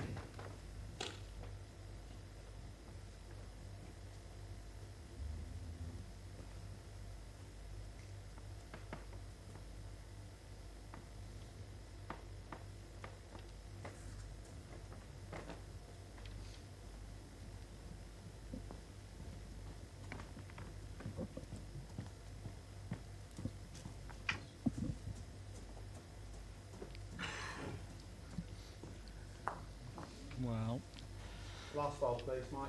say people leave the auditorium after the first match just for a little break or to get a coffee or something, and then temperature drops a little bit and the rink slows down, and it doesn't slow down just all across the green. That's the problem. It happens this way all the time. It's just a matter of the players remembering to push through things a little bit. This is better. I think he's played it. Good ball here. Very good ball. This will be all about consistency now. Who's going to get in first? Well, like you said earlier, David, the second game of the evening's never an easy game. Not much on here for Stuart other than the draw. Forehand, just try and sneak between his two green balls if he can. No back position. So he's virtually in a situation of just losing a single shot. Not much he can do with it. One shot, Greg Harlow. That's more of a result of the third ball by Stuart, who just didn't get in with it and left the door open for Greg. Now Stuart's ball dropped short a yard or so, and Greg just, well, he played his only good ball off the end, but it was a perfect one. And even 10 minutes of practice isn't really enough before, so people will come in as well during the match, and as the night rolls on, Judge rank 29.5 metres. the rink will continually change.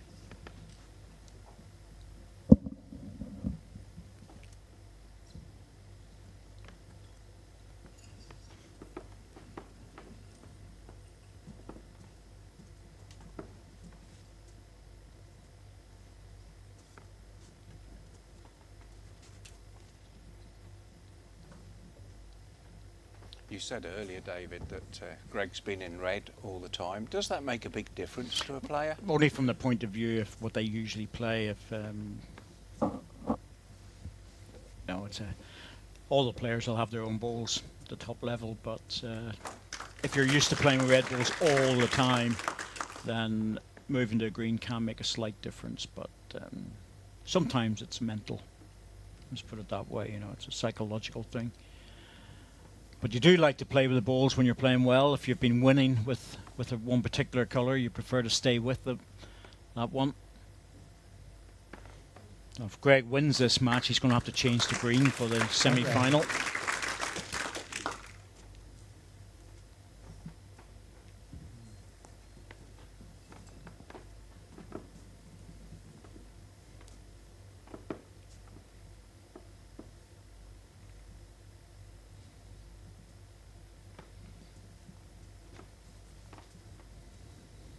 Stuart just pushed it a little bit wide there, really.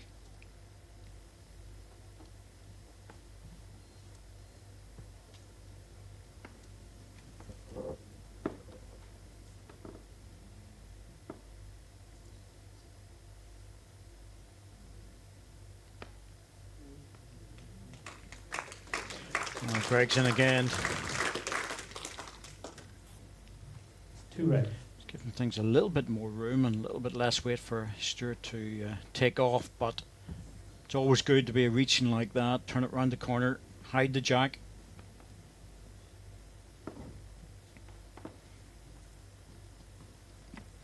From the mat, Stewart's just guessing where it is. Just over. The gap, please, Mike. 6 inches. Anything between jack and green ball would be excellent for Greg at this stage.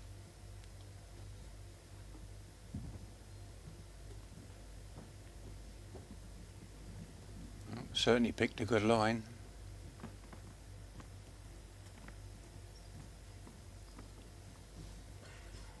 Coming in very nicely, David.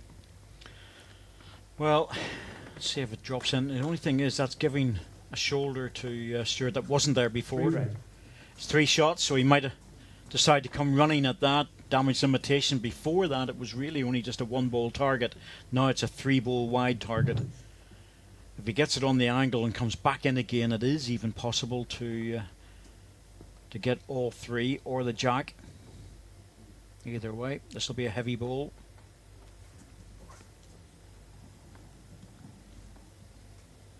Yes, he's in Got the a good area. line. Oh, Off.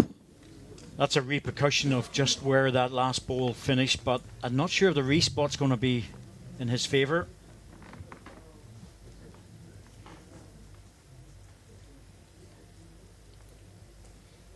Jack's on the respot. Now we'll find out what the position is. 2 shots, Greg Harlow. Yep. Managed to take 1 off, but needed the jack in the ditch. A little bit unlucky there. Could easily have taken just 2 balls if he had left the jack where it was, but didn't get the best result. The jack had stayed on the rink. He was probably line 2 or 3, but scooted off onto the respot.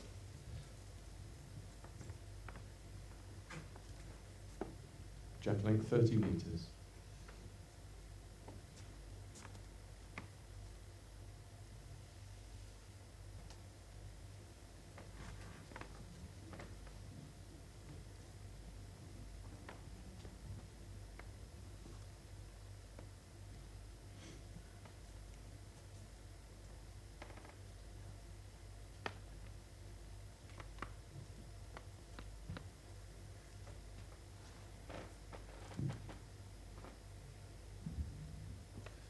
That looks a decent line from Stewart.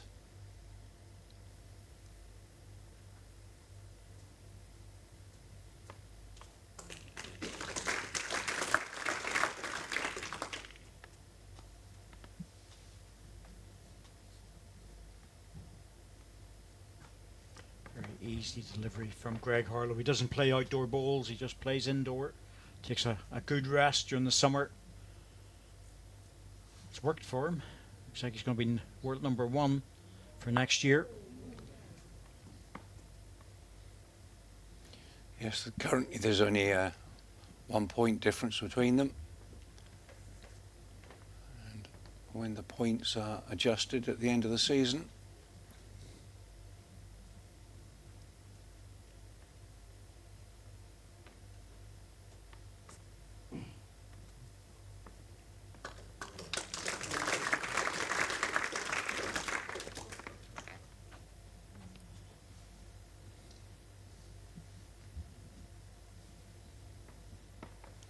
Greg's an attacking player.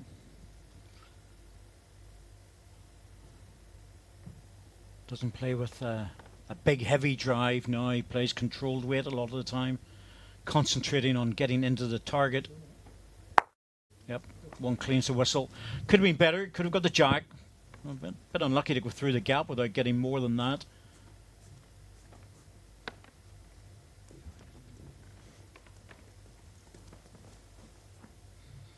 Takes a moment or 2 to move things around.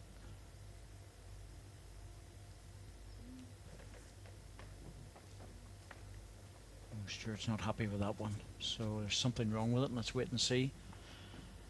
Push it out in the wide line, so it must be weight because he looks like he'll come back okay.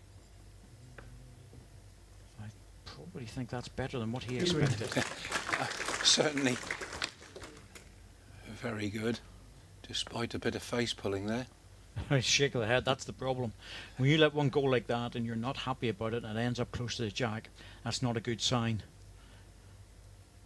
You're very happy about it, but it's not good. No, I've seen a few of those this week where players have thought they've either put a good bowl down and it's been a bad one, or they've put a bad one down and it's turned out to be a very good one. Comes back to what you said earlier, David, where the rink does change very quickly depending on people coming in and out. Greg short with that. That surprised me. 2 down. Thought he would have been reaching to turn the jack around the corner.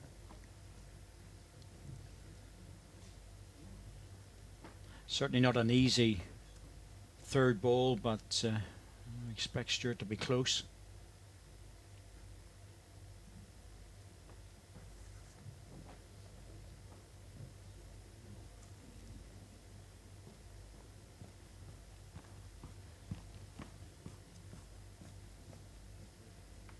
Certainly coming in. Nice. It's very good. Played it well. That's a good treble. Pretty shot, Stuart Anderson. Set score 3-3 after 3 ends. See, he needed the jack with that. It's a bit unlucky, to be fair. He was bang on target. Needed the jack, any edge at all. But it was his last ball dropping short that left the opportunity for Stuart. Greg just dropping on short side, and the players will probably chat throughout the game, certainly until it gets to the final ends or two. But this is very important. You know, quarterfinal's good, but the semi-final, that's the ranking points that count.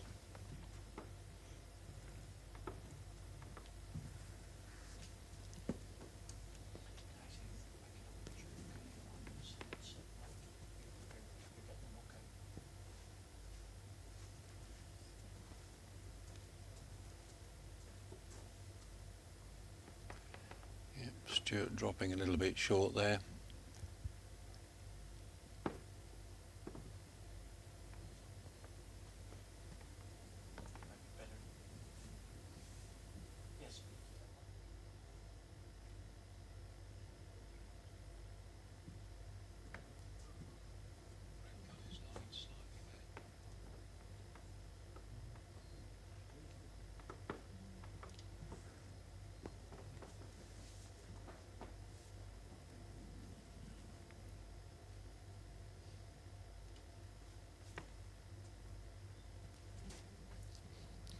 Well, just a little bit loose with the first 2 deliveries, but the correction has been made.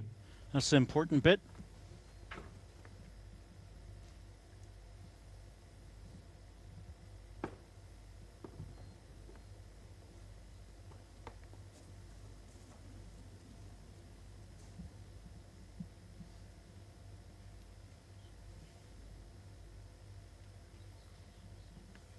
Well, this is going inside. It's just so easy to loosen up a little bit.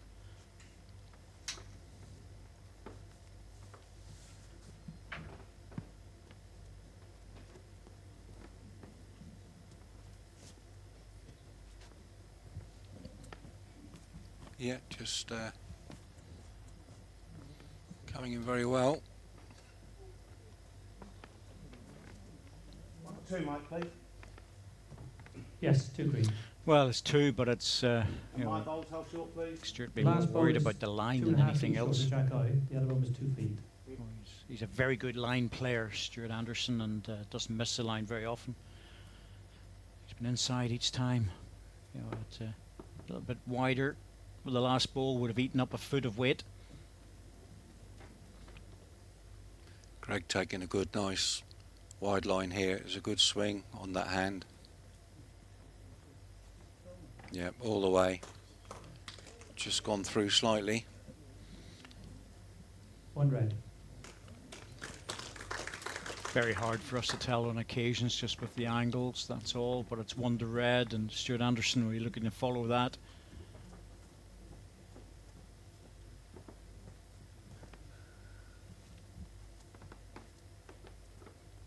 And when you pick up a 3, the whole idea is to win the next end, take the benefit of the count.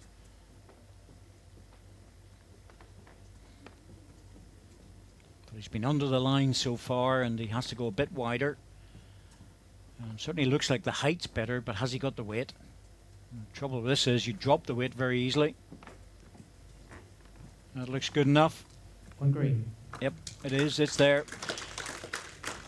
I think he might have been grimacing a bit about that one in the last 3 or 4 yards of its running because it was very slow to get back.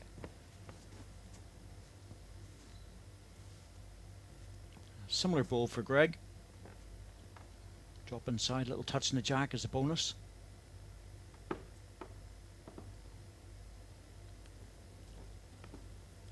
Well, it will definitely all change again for tomorrow, David. Just looked at the sheets for tomorrow and every seat in the house has gone. Plus a few more we've got to squeeze in. That's what he was after, just that little touch to make the double. 2 shots, straight Harlow. So score 5-3 after 4 ends.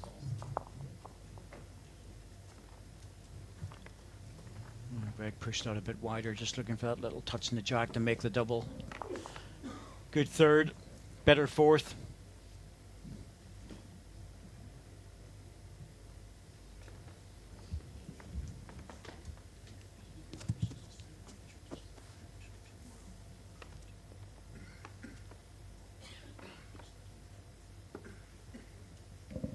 Jack length 30.5 metres.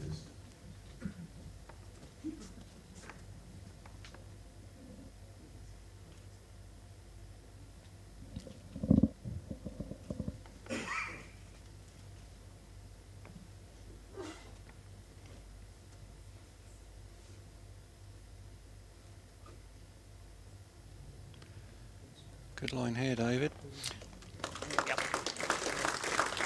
First ball. Previous end, Greg was struggling, so be a lot happier now. It's been a steady start in this match. Hasn't been a lot of turnovers, just been a lot of drawing. A few little shots here and there, but I think it's going to be a battle of the first 2 balls. And so as the evening progresses, the short balls do come into play. Become certainly more of a regular feature. Hard for the players. Well, certainly both players during the week that I've watched have played very, very well. Not really had a bad game, either of them, David. Another good bowl in here from Greg.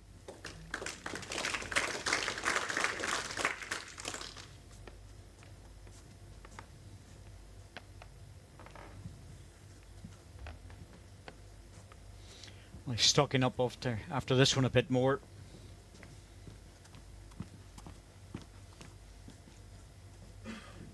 He's got a chance, but needs to hurry to make it. Has he got the weight? Just dropping. 1 red. Good second. The gap is 6 inches and it's 10 inches short of jack high. Thank you. And the gap between the shot and my bowl, please. 2.5 inches.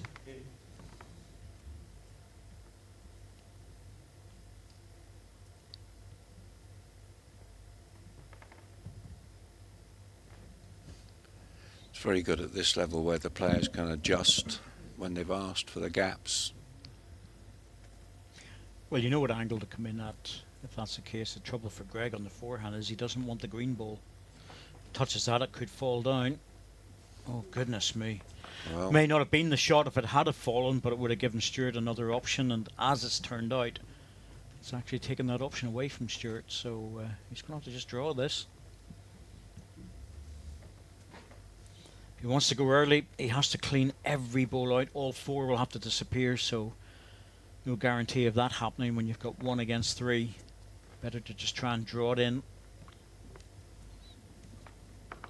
Both players coming up and down the rink using the shot clock to the best advantage. oh, Stewart's not quite got his weight, dropped short.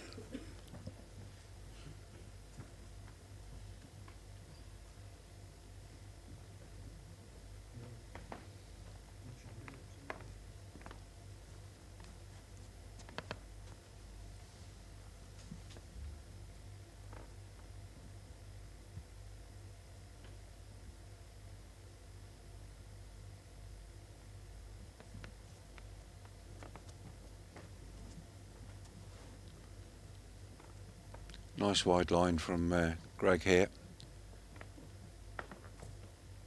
Just drift his bowl round the top if he can, but he's going to drop short. Well, it's not the Stuart Anderson that we saw against Nicky Brent, there's no doubt about that. He's a little bit inconsistent at the moment, and we're so used to seeing Stuart bang that first 2 bowls in close to the jack, force his opponent into playing a lot of weight shots. So easy to overcorrect when you drop short. He's just over it, and that's not unexpected. Greg Harlow. He had to give it a chance.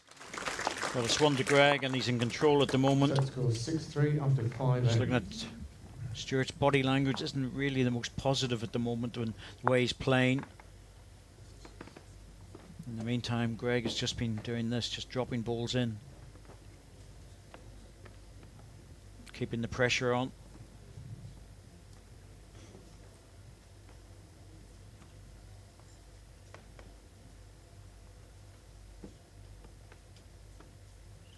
Jack line 29 metres.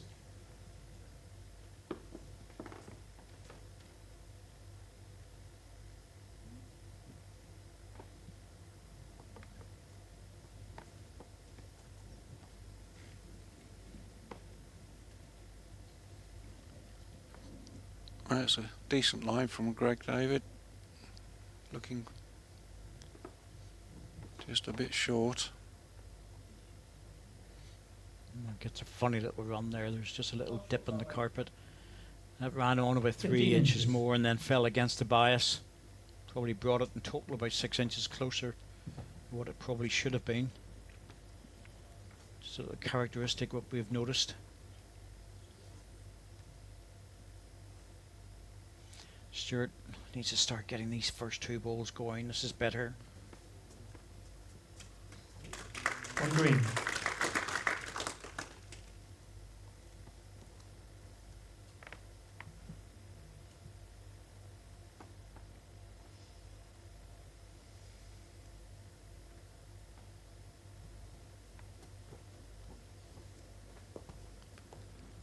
Oh, once again, Greg picking out that good line.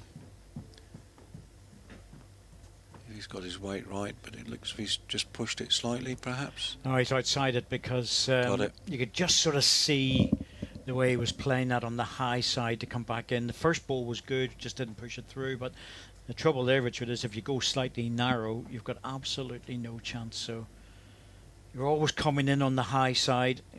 Both players are playing it the right way. Little edge would help. Oh, you called it, David. It always looked like it was going just slightly underneath. Quarter of an inch. His weight was good enough. It was going to be another shot, but little edge just straightened him up onto it.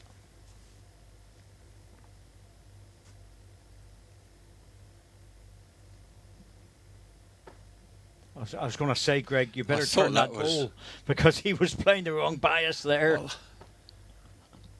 I didn't want to say, but well, it's not our place to say, but it was going to happen.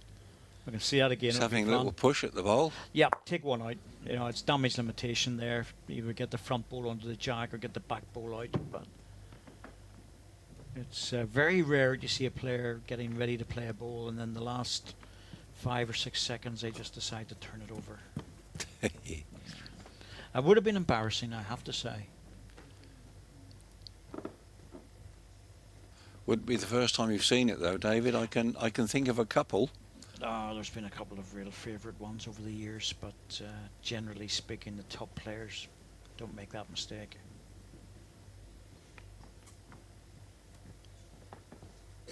Just occasionally the nerves get to some of the overseas players, and yes, that's where it happens. Oh, Stuart dropping short again. Bit surprised at that. Last bowl. It's 20 inches short of jack high. Because anything really through the head was better there for Stuart. You know, it's Greg will probably just try and nudge this if he can, just on the draw.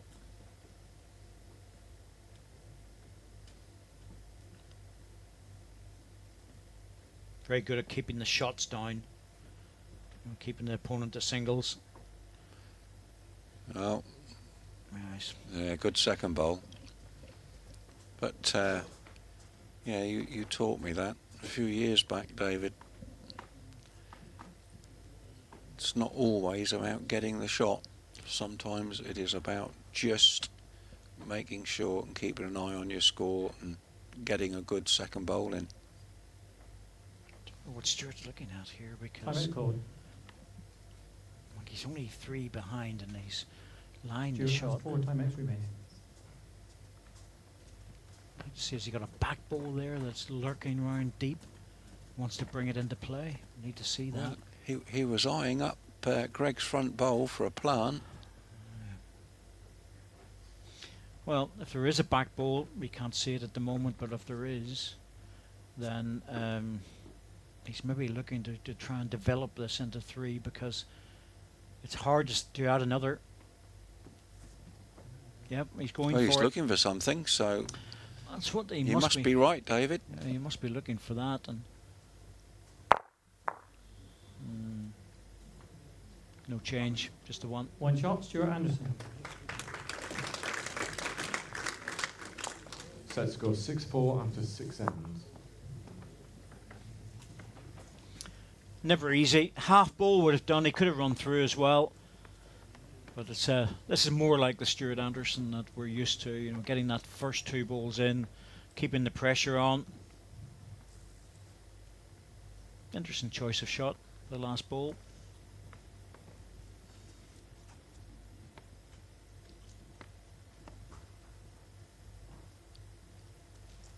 Well, gone for a Tempo shorter jack. 26 metres.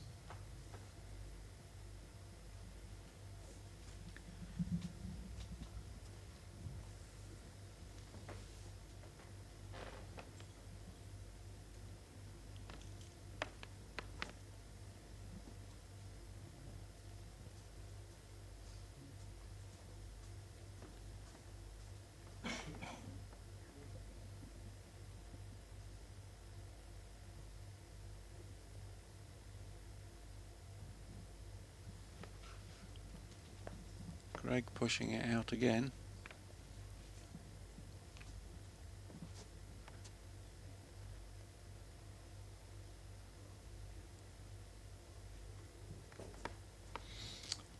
Well, Stuart Anderson not too far away with the first ball, but by his standards he'd want that closer. Getting a second bite of the cherry here, having to move sides, but shouldn't be a big issue. Certainly looks better. All depends on his weight. Still running. You'd be happy Yeah. with that. Dropped round Just just a under foot or 3 so. feet short of jack high. Only thing is, it's a shoulder for Greg. That's the thing about greening the ball properly. It's he's just missed the line slightly, and he's offered that shoulder now to rest off for Greg. So he's got 2 options. Joining a clean onto the jack. If he misses that, he can play onto the green ball. Greg's dropped short again. Yep, it's struggling. 2 green. And that widens it. It's going to be hard to get back with the next one now. Stuart has to take advantage of this. Well, it looks a decent height from Stuart. Just needs to keep running. Still rolling. Still rolling. It's better. Yeah, it's much better. The crucial thing there was to get back into the centre rink again so you don't leave a shoulder for Greg. It'll be interesting to see whether he attempts to draw this or pushes into it. Yeah. Well, it's very much a Greg Harlow shot. Tell you what, he's fairly close. Off. Front Just- green one was always taking the other one out.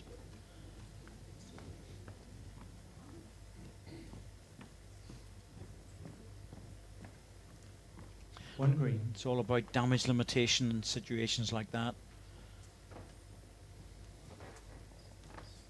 Yeah, 2 or 3 against you. Take 2 of them out. Opens the hand.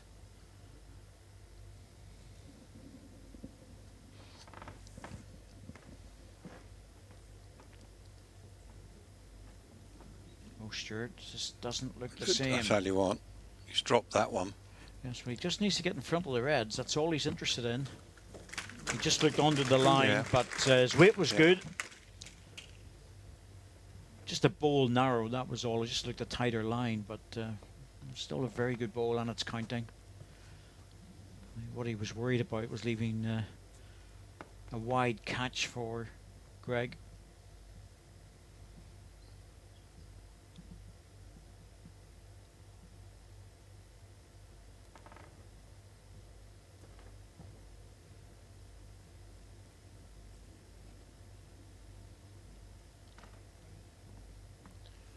Well, I'm afraid that one's not going to do anything. Well, if he gets an edge, he might make second. It's going to be very close.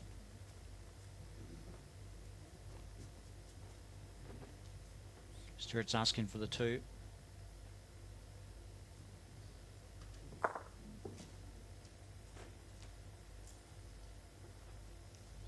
Well, not sure. If you're not sure, just ask for the measure. That's what the guys are there for. And they're certainly capable of doing it. Francis Fletcher will sort this out pretty quickly. Greg's weight wasn't too bad. He was underneath the line. He got that edge to bring him straight in again, but there was always an opportunity to cut things down a little bit.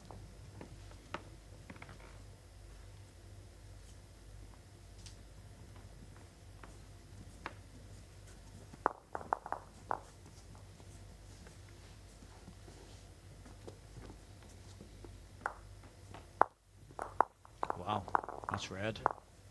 Yep, took one off. 1 shot, Stuart Anderson. So it was a narrow bowl, but actually reduced the count from 2 to 1. Set score 6-5 after 7 ends.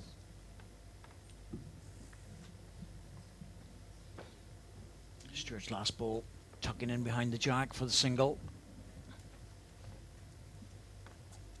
Again, looking for that 26 metres.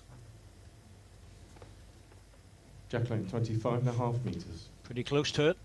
25.5, but again, it's all about the first 2 balls.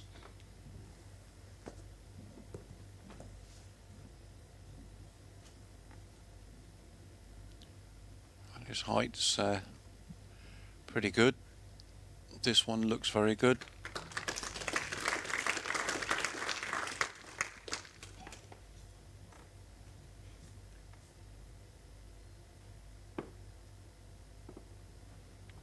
First set, absolutely vital in this game.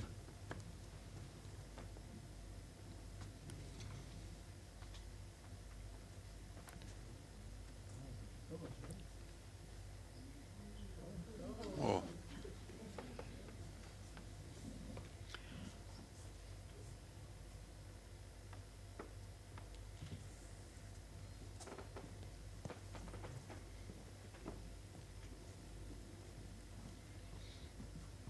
Looks wider with this one.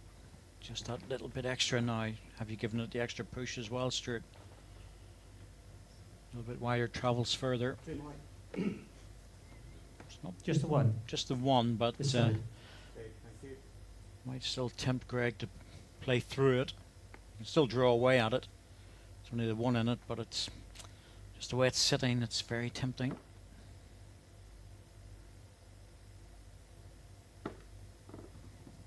That's why he's playing it. Yeah, you called it. Bowler jack in the area. It's very close. Clean jack all the way through. Well, Just yeah, nicked it on the edge. and it's staying on. It's not even going to the respot. This is not going to be easy. This is going to be actually very difficult. So you either play across it on the forehand or try and hold up on a narrow line on the back, and neither of these players have got tight running bowls, so I fear this might be a forehand shot.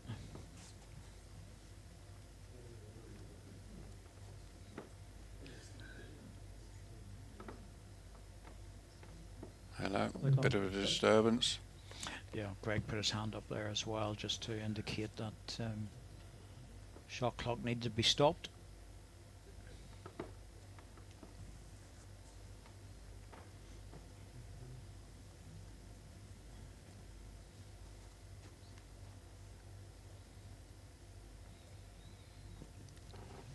This looks good from Stewart. That's a good If you can ball. Just run. And it's a decent starter.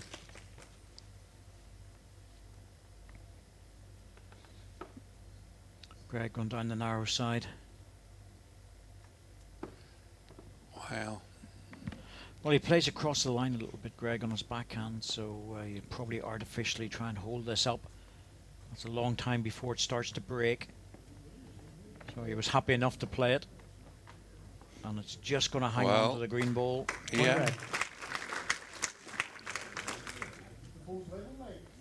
No, your bowl is 4 inches short of Jack Eye. Greg's is 8. Stuart's probably worth at this stage of the set coming up, having a look, but should be a forehand set. It's no different to the shot he played, and if he had the last ball, he could play something totally different. He could run the ball off, but he's aware of the fact that Greg has another one to come. Now this has got a bit of work to do. This is on a slightly different line. He's closer to the red one. A little bit unlucky there. 1 break. Good weight again. But one to Greg, and well, chances are he'll draw another.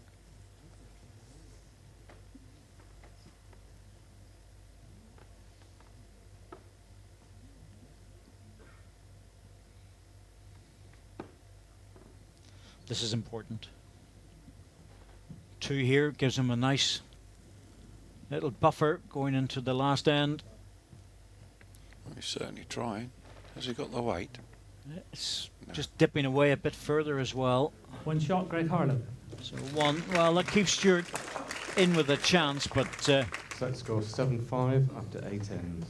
you know, when the jack's over there, it's not a given that you're going to make the extra one. Yeah.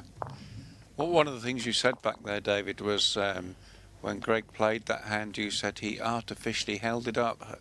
How would you do that? Well, he just plays across it. You know, it's it's the way you deliver the ball, and it's possible to do it.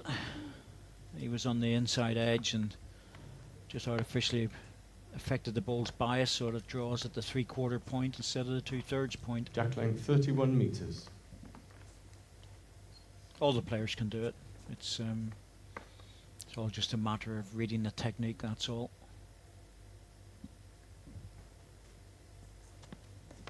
When I say all the players, I mean all the top players. I don't mean everybody. So, it is a skill that top players develop. Greg gone back to the longer jack.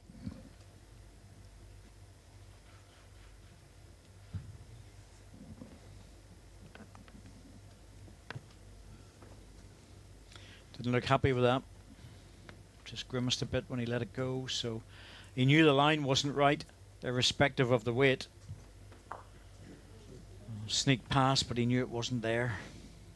Actually, to be honest with you, the line wasn't too bad, but needed another 2 feet. When you're looking for 2 shots, you really want that first one within 6 inches.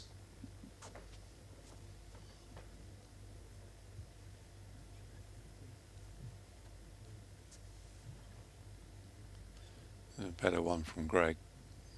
Coming right down. 1 red. Well, the adjustment was always going to be made. Stuart might have to change here, but it's onto the backhand. He must go wide on this hand. It just will not stay up.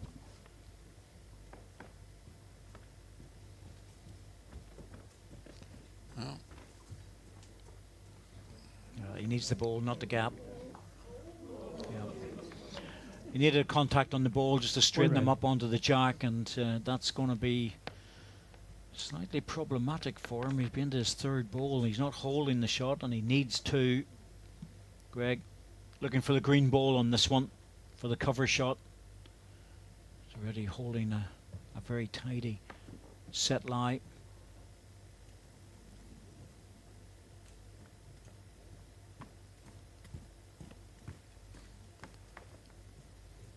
Well, it's coming down very nicely. Just, again, really, I would have thought another couple of foot needed.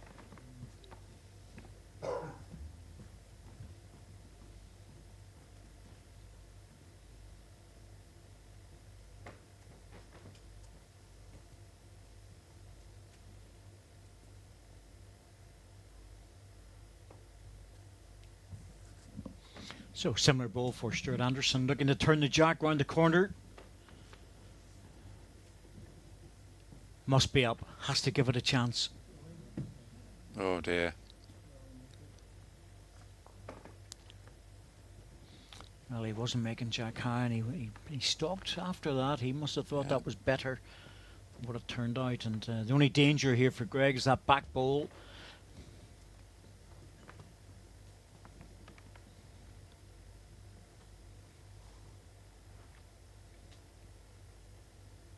There's another shot available for Stuart Anderson, but my goodness me, it's speculative to say the least. Timeout call. I think Greg that's has the 4 problem timeouts for remaining. Greg. He's looking at it to see what's available to Stuart. A front plant can come in and take the red, but the chances are that's going onto his back green. There's 2 or 3 chances in the forehand, in fact, but really it's the backhand for Stuart just to turn the jack round the corner, make a double, share the set. But it's been a loose end.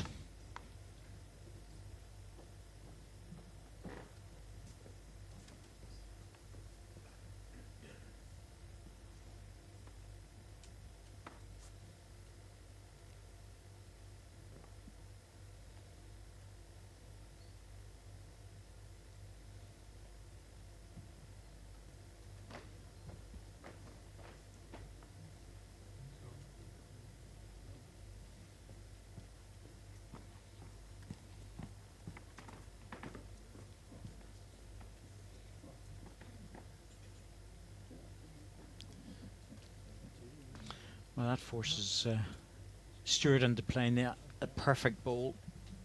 He can't just run the jack through. So there is an option if he wants to run it with the drive, and that is to flick the jack off onto the respot position. He does make a double in that case. Front plants available, bowl onto red, but there's no guarantee that's going to make the double. Or is the draw just to turn the jack for 2, and that's a hard shot. That really is difficult. Well, be interesting to see which he's picked. Oh, he's going for the trail. Oh, has he got I enough don't think weight? it's there. No. He was going for the draw, wasn't he? He just didn't push through Yeah. it. That's, One shot, first set that to Craig really is Harlow. not like Stuart Anderson to be short with 2 balls in that situation.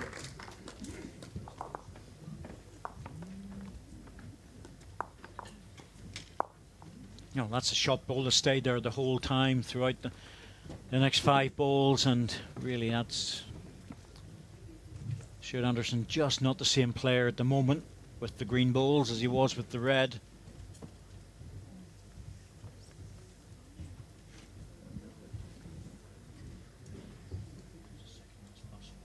Jack length 13.5 metres.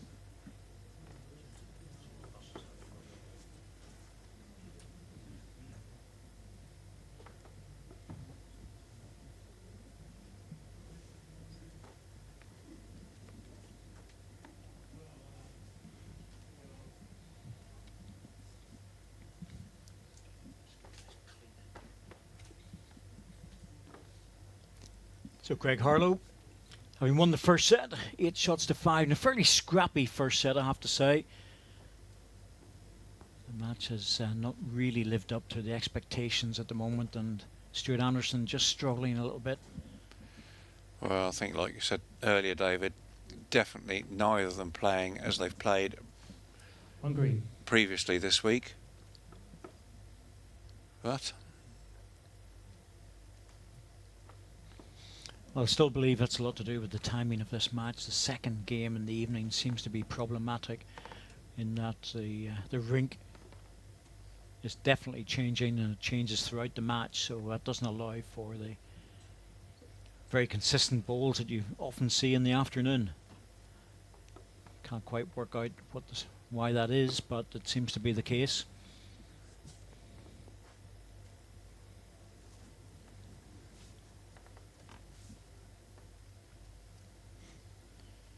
well, again, Stuart has sent it nice and wide. Just perhaps pushed it slightly. Two. I think it's 2.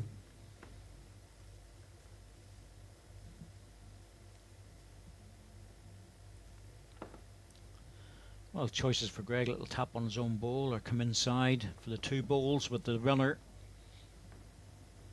That's what he's looking for. Ooh, will this hold? Just going to go at the end. Yeah. Good percentage shot. Jack was good. Chance of the front ball into the jack and the chance of the 2 green ones to disappear. It's the first end, the second set. So Stuart Anderson will be looking to get off to a decent start.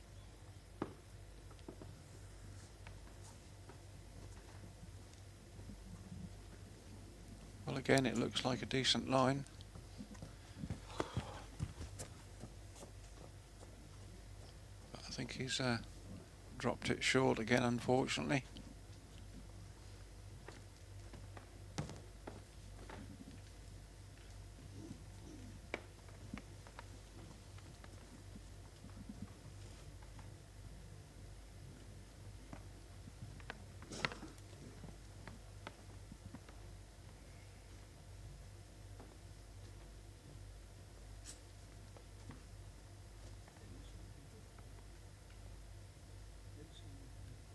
Timeout called. Greg has 3 timeouts remaining. Stuart Anderson dropping short there is just remarkable, really. 9-2 shots, and once again there's so much room to draw this, but Greg knows that the 2 balls out would guarantee not losing a count. Misses it. Chances are he'll lose a 3 though. The way he's been playing, you'd think he'd just draw this. Yeah, that's what he's going for.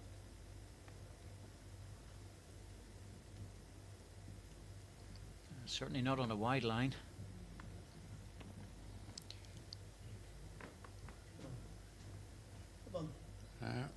Run out as well.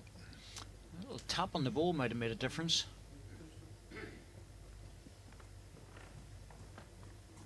Yeah, it's definitely the one.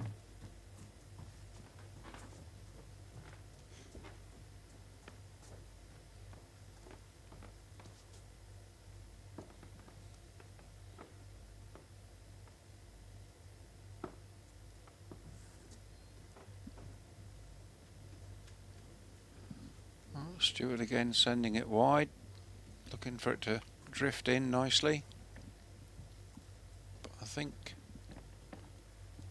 he's pushed it just past.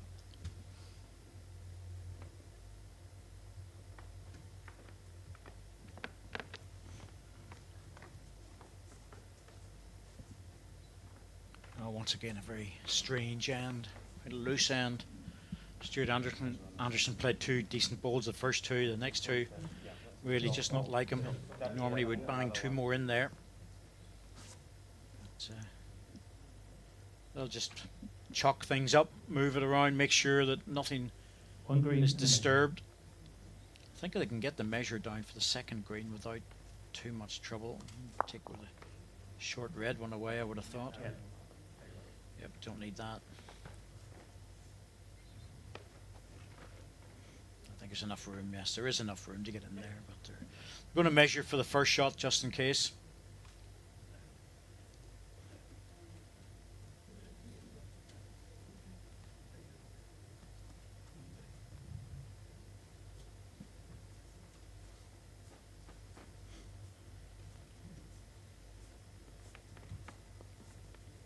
it looks like it might be 2. 2 shots, Stuart Anderson. Well,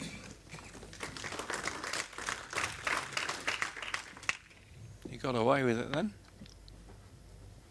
Well, he did, but the standard that Stuart Anderson plays to, you'll be wondering why the 3rd and 4th ball didn't make a difference, and even Greg dropping with that one. Jack line 24 metres. I had a bit of a chat with some of the players that have played in the evenings. They were saying that they find that the inside part of the rink is heavier. But short jack lengths, might be better, or the mat up and playing short.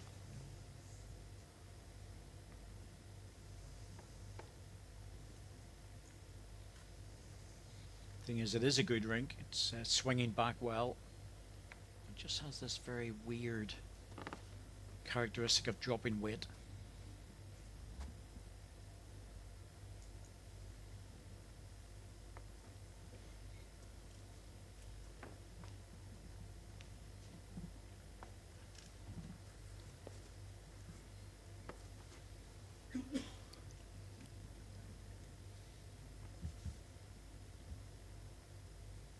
This looks slightly better from Stuart.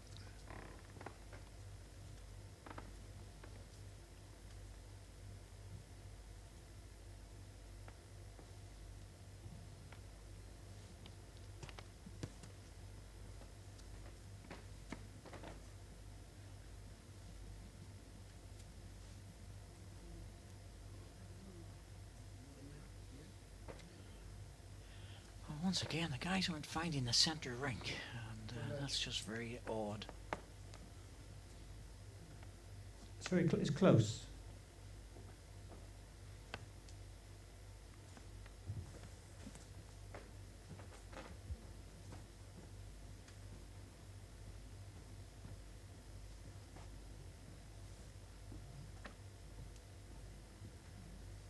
Well, Stuart found it that time. But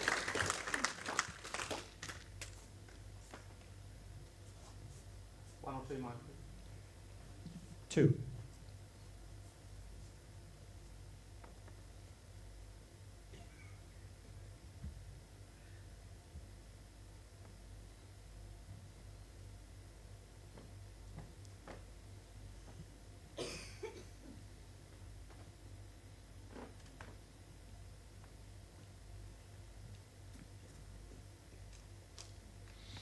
He was always just slightly on the outside with that one. I can understand why, because he'd been just a bowl tight before.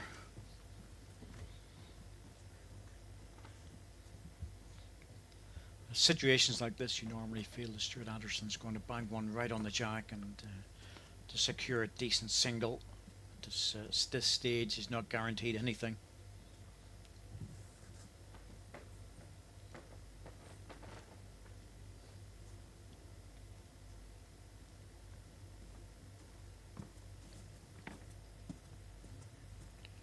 well,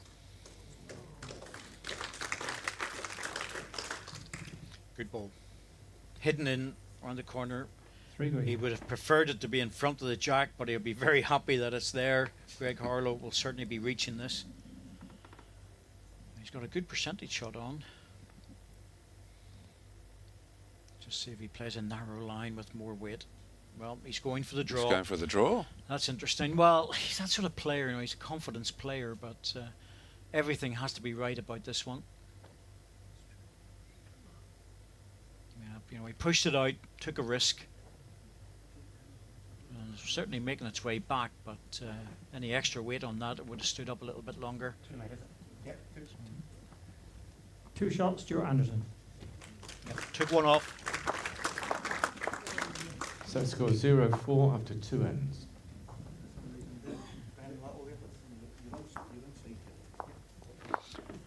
Even that one with Stuart's just bent right across the centre line.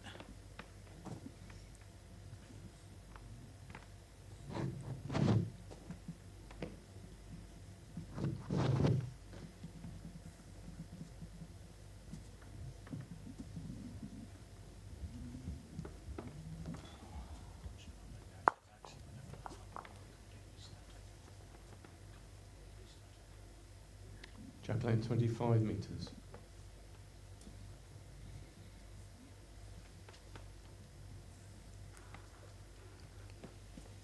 Yeah, again, that short jack. Stuart's pushed it out, looking for it to drift in.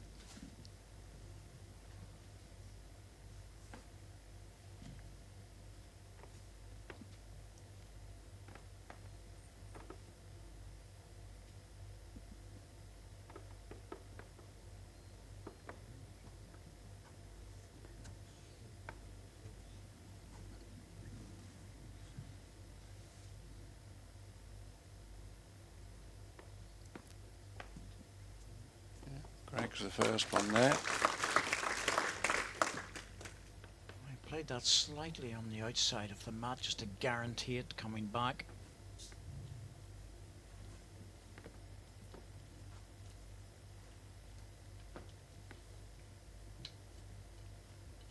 Yeah, Stewart. Better line balls, 1 red. making centre rink.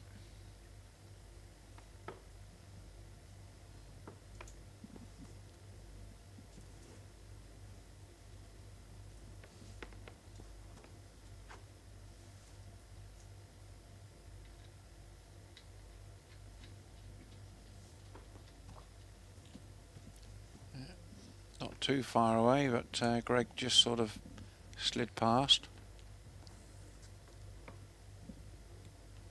Both players have got really, really smooth delivery actions, haven't they, David? Well, as you expect at this level. Both very natural players, as we see Stewart. Well done, Stewart. Yep. Getting the shot, Good but ball. not only getting the shot, he's making that centre Hungry. rink more consistently in this end, and that's always a good sign for a player.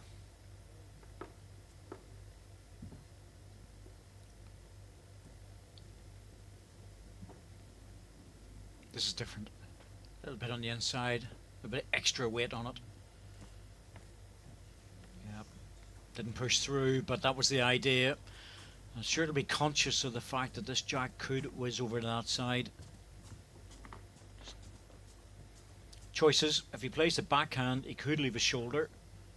At the moment, he's sitting in a good position. The forehand would give him cover and possibly another shot. Yep, going on the forehand.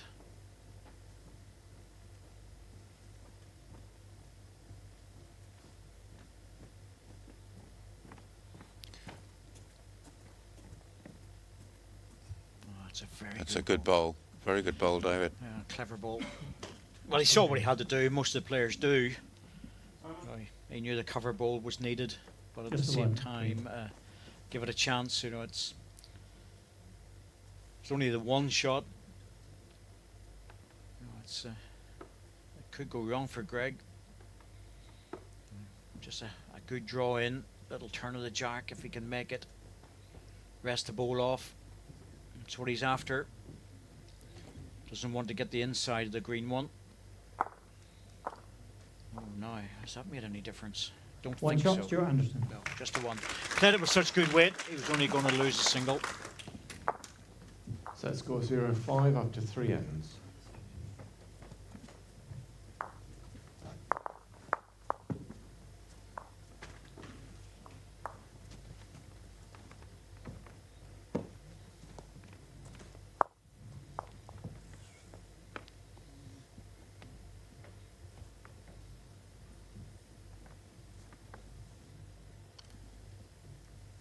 Yep, Stewart sticking to his short jack. Jack line 24 metres. I think it's more consistent in terms of getting centre rink. So it's certainly more consistent for Stuart Anderson.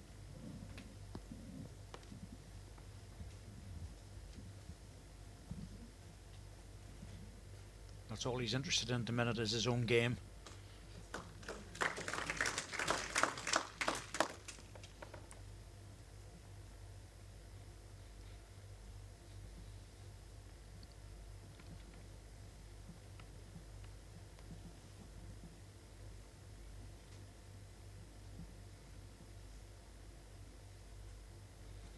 There's that big hook. You can almost see the ball just diving in off that backhand. It's almost like a little Right. shelf Yeah. that's there.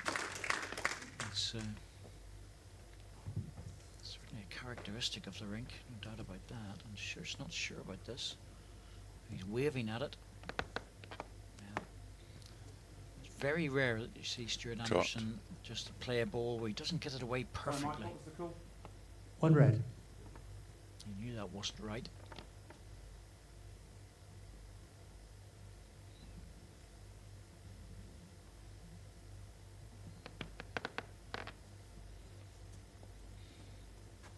Just watch this ball.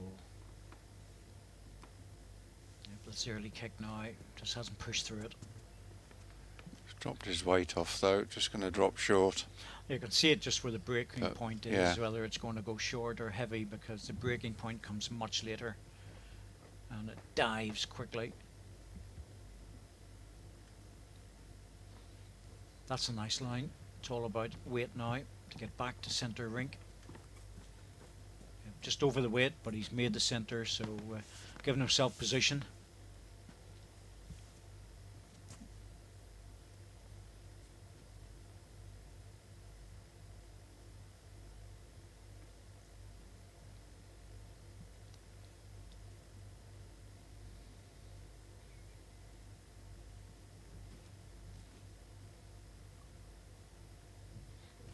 Here it comes now. Has he got the extra weight to carry it? Well, Close. could be, David, couldn't it? 2 red. Well, I don't think Stuart will be just trying a delicate draw with this one. If he goes heavy at it, best he can hope for is just to lose a single. Plays the delicate draw, he may not get back in time. So he's going for the runner, a damage limitation shot. Try and get the front red first He to can just stun get it out. that come off. Oh, that's a horrible result. 2 red.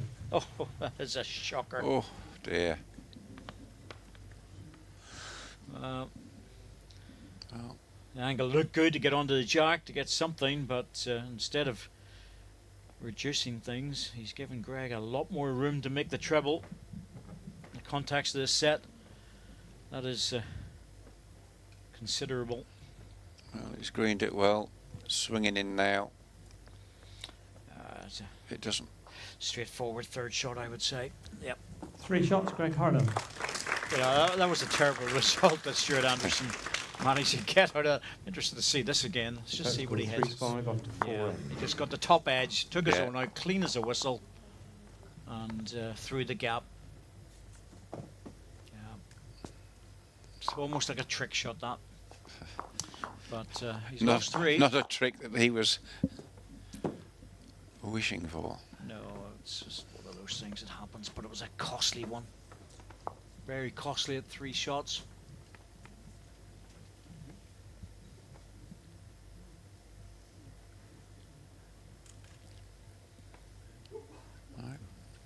Greg Goes down resumes 13.5 normal meters. service with a longer jack.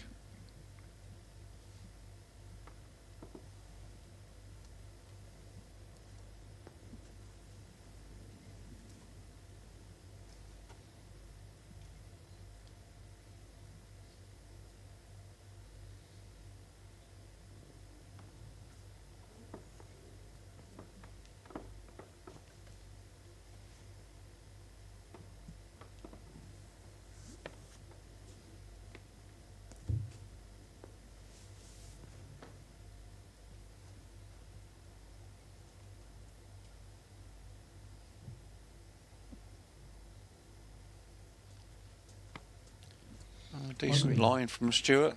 Not a bad weight.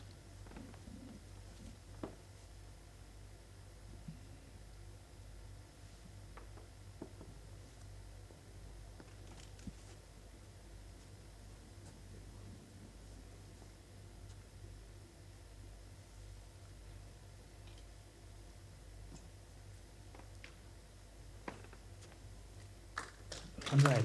Excellent from Greg there. Change of hand.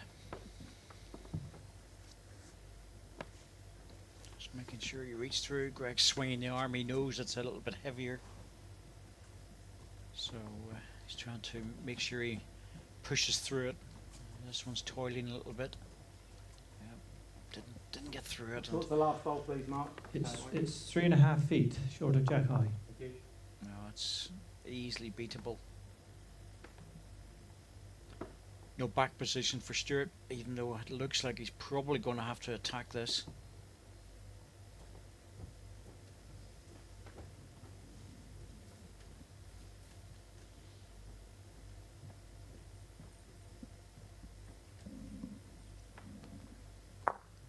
Well, You had the weight okay. That wasn't where the issue was, and that's going to make it very hard. Now, if there's only the one in it, Might be tempted just to draw this on the forehand. There's nothing nice here because if Stuart's slightly off target, he could wing his own ball out on the runner.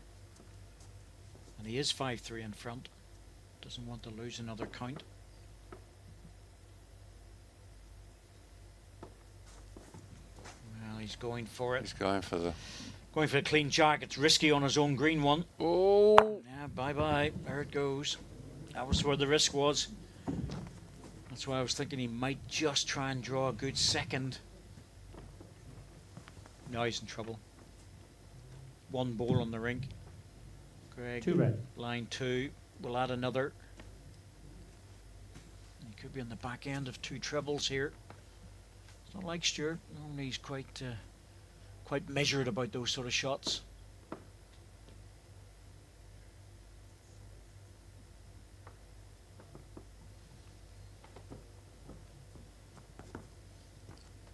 well, certainly a decent height off Greg David. Well, there's no pack position to worry about. You know, it's a matter of drawing in for 3 3 red. and saying to Stuart, look, you do your best there. You know, it's take 1 out, 2 out, jack through. You might hang on for the single, but if he misses, well, 2 3s are hard to take. Well, He splitter, a lot closer this time for the jack. got it. He's got it. Clean, Absolutely all the way clean through. as a whistle. Yeah, good shot. Really had very little choice 1 shot, Stuart Anderson. and played it very, very well. Set score 3-6 after 5 ends. Last ball dropping in for 3. That just held up. Centre jack just as well. He didn't want that on the respot. He was going to lose a 3. Played it perfectly.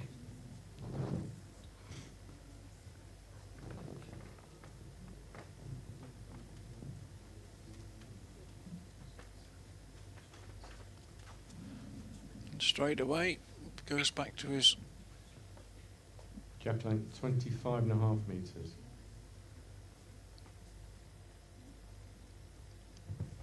Well, certainly length he's preferring, there's no doubt about that.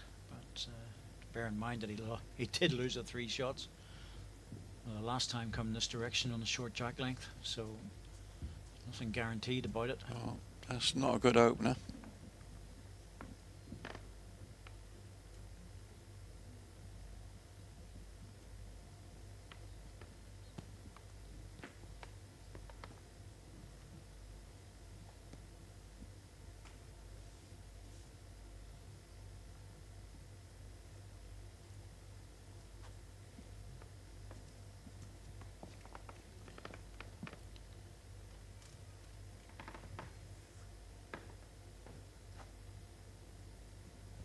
Well, there was no need for Stuart to change onto the forehand. That's an interesting thing to do in the second ball.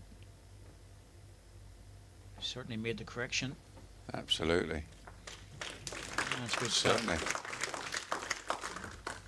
My ball, please, Mike. Your bow is 13 inches gap. The same ball by Greg would be very close to lifting the jack, making the double.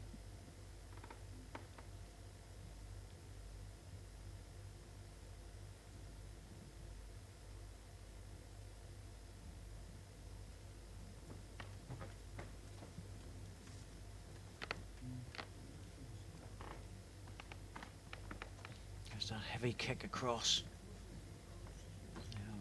Just that moved a little bit early. So all the right sort of weight. Stuart will be looking for the back red ball. That's the perfect ball.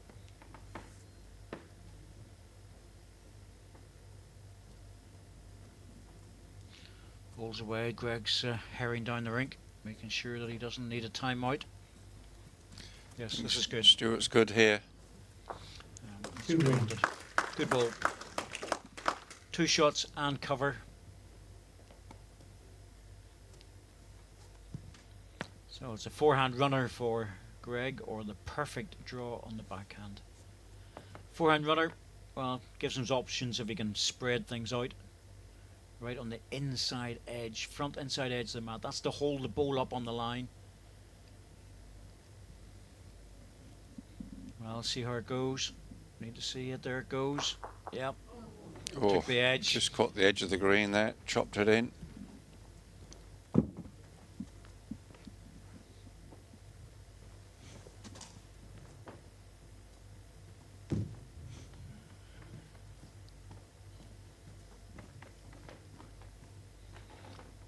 I think it's just the one.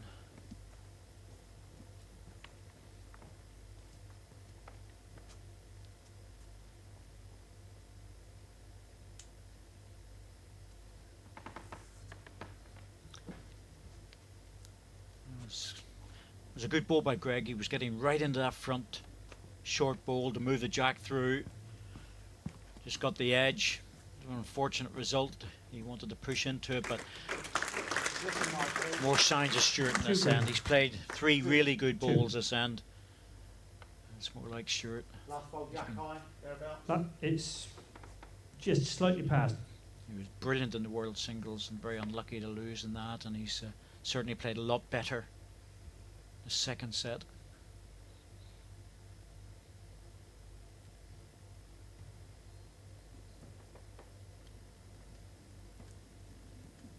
Close.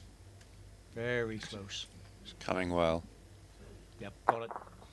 Look good all the way. Perfect weight. Played that well. One shot, Greg Harlow. That's a shot you virtually don't even attempt to play on the portable rink. Set score 4-6 after 6 ends. Here at Newton Hall, that's very possible to play those sort of shots. Yep. Plumb in the middle, onto the jag. Perfect.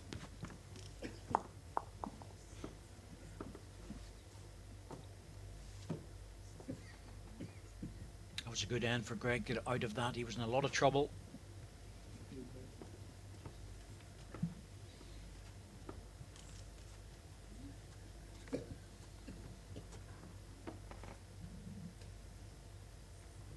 Jack length 28.5 metres.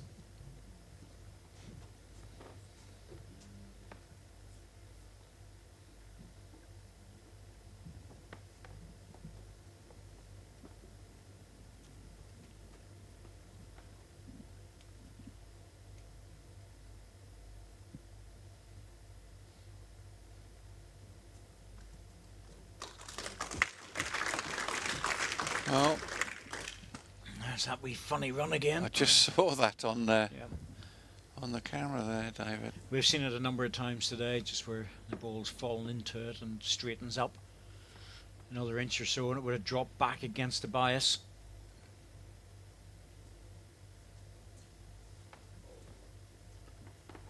Just brings the ball up an extra 3 or 4 inches.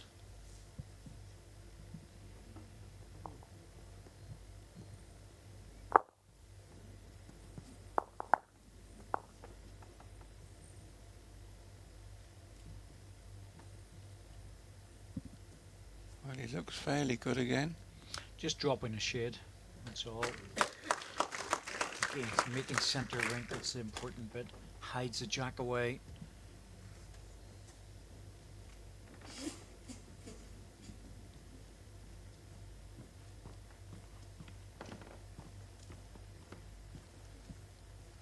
Can Stewart swing round there? He'll do well to get second out of this. One red. Yep, second ball. Oppose the last ball just gone, please. Last ball, the gap is 7 inches. And the gap between my shot ball and the jack, please. 3 inches. What's important really here is the 7th end and the 9-end set. The chasing player really needs to score the shot. Stuart Anderson scores on this end, and Greg, well, he's got 2 ends to recover. Just has to draw the set, doesn't need to win it. So he's in a better position.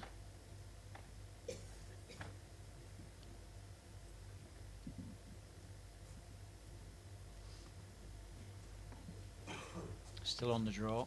Little touch of the jack over the seam, make the double.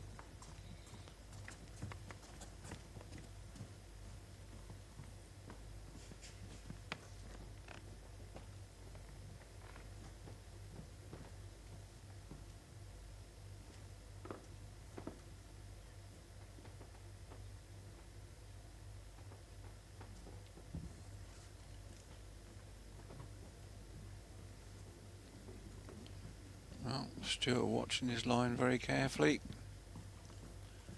Well, he knows he's close, but he has to got run. the weight. Has he got the weight? No, he hasn't. He knew he was just a little bit under it, and that's not going to help with the next ball. It's going to be very difficult to get around that and get back to the jack in time.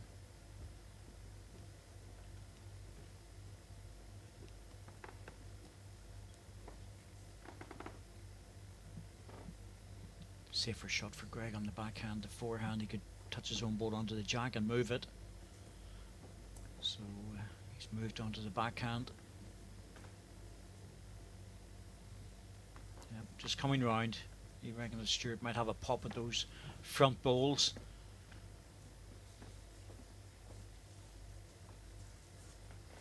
Still might, but could go wrong. But is he going to be any worse off than one?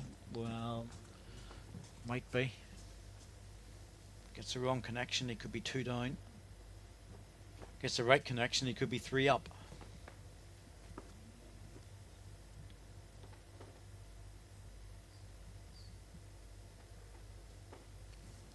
Well,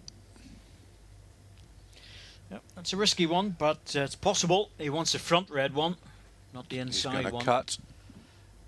Get an edge on it on his own. Oh, heavens. Well, there'll be a massive big hand going up in the air on that one. Stuart Anderson. But, dear me, that's a Set shocker. score 4-8 after 7 ends. Well, it happens, and Indeed. you know, it's one of those things. He knew Look, he was here it off goes. target. Just starts to cut away. Edge of the green. No one's going to call that one. Just. But it's not the fact that he got the little bit of fortune, it's the timing of it. Well, yeah. You know, Greg was looking at a 6-5 with 2 ends to go, knowing that he just had to tie the set. Backline 26.5 metres. And now with that double, Stuart's 4 in front with 2 ends to go, knowing that if he can score in this end, he's into a tie break.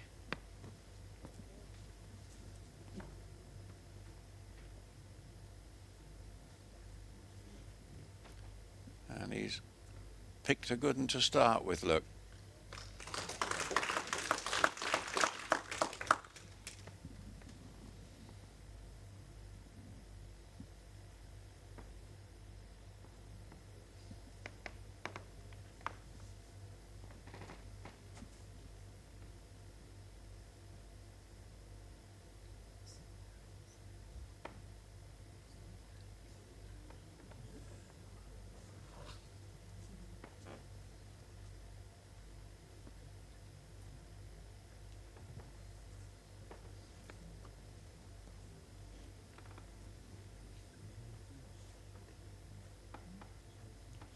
Well, looks decent from Stuart.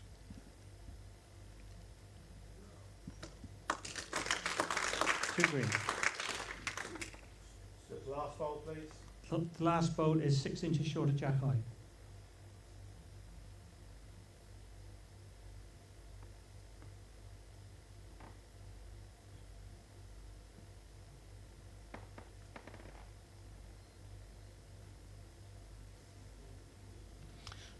That's a good percentage shot. Looking for the 2 balls, a straight jack through. He's got the back ball now. Trouble for Stuart is the 2 green balls can very easily disappear. He's got no back position, so he'd like one in the head and also one through. So it's all down to choices.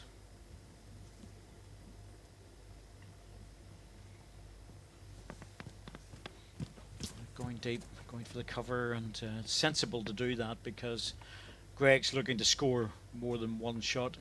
Realistically needs a 2. Might change the way he plays this. Jack in the ditch is worth a double. He's got the best back red one.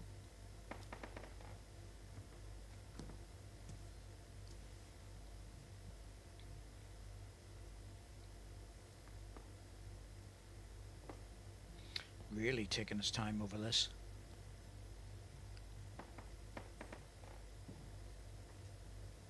Yep, going again for it. Slightly wider this time. Closer to the green ball. could get this, look. Yeah. Well, that's stunned all the weight out of it. It's actually quite a good bowl because, you know, the 2 green with that weight would have been what he was looking for. That was the perfect result. 2 green and stay in the head. As it is, we favour Stewart to draw close.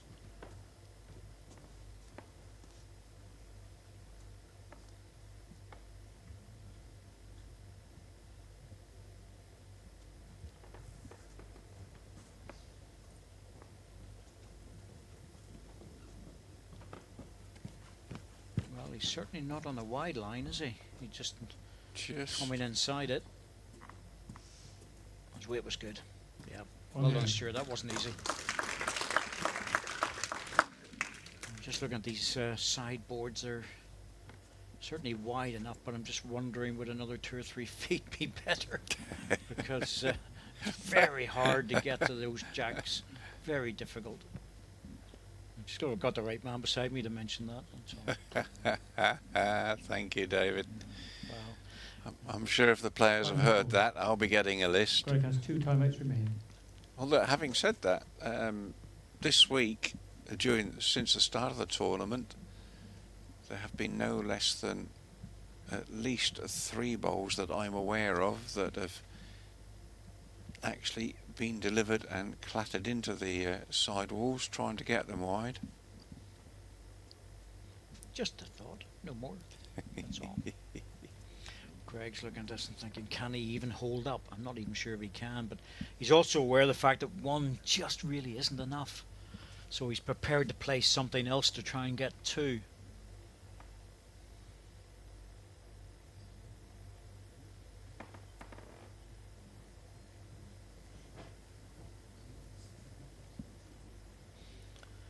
It's coming under, looking for the jack. I can see why he played that. He was trying to develop something. He knew that getting a 3 in the next end was very, very difficult. Is ahead. Good, Greg. Stewart's won a toss. Get the jack to Greg. That was Greg's ball on the running one, trying to get the 2 green out to stay. He played it with nice weight, but the jack just bounced too far away.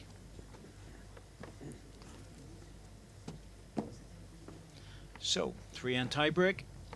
No accumulated shots, just win the end.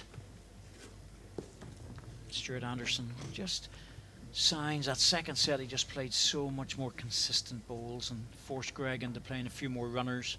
Jack line 31 metres. So probably a very fair reflection to go into a tiebreak in this match.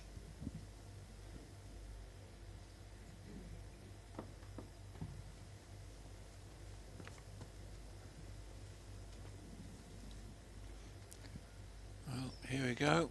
Greg's opening bowl. Got a good height. Just gone through a little.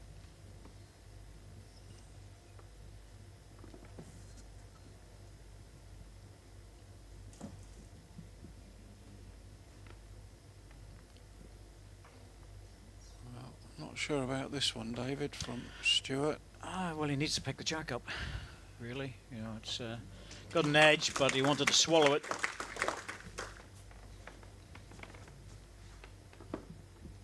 Not too far away for a first delivery on a new length.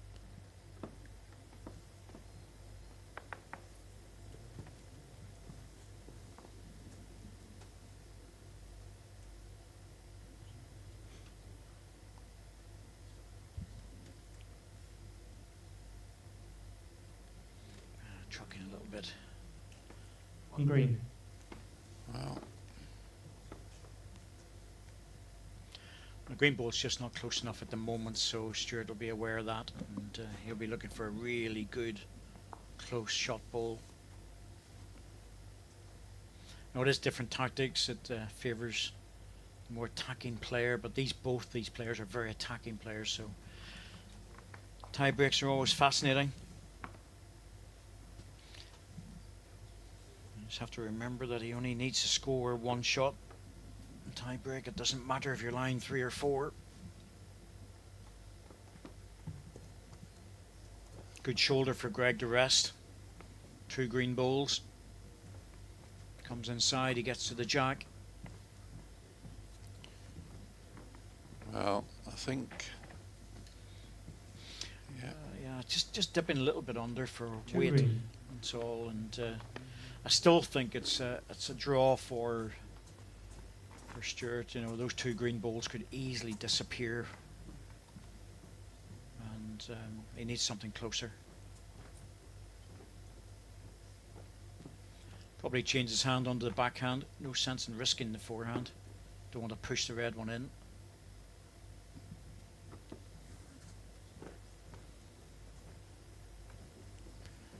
Well, certainly wide enough.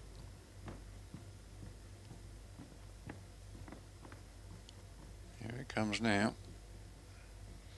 Well, he's sort of waving this one in behind the jack. That's what he. Oh, he's staying jack high as well. Oh, It's just beyond jack high, but it's level, and that forced Greg into it. Now he'll play right through this. Ball onto two balls, take them all away. Jack through into the ditch. The way it's sitting, he could probably get a very good result Timeout call. if he gets on the split between the jack and the bowl. Greg has 2 timeouts He remaining. would normally prefer to play it on the forehand, so you know, that's what he's looking for. Jack and bowl on the forehand, and it'll run all the way through.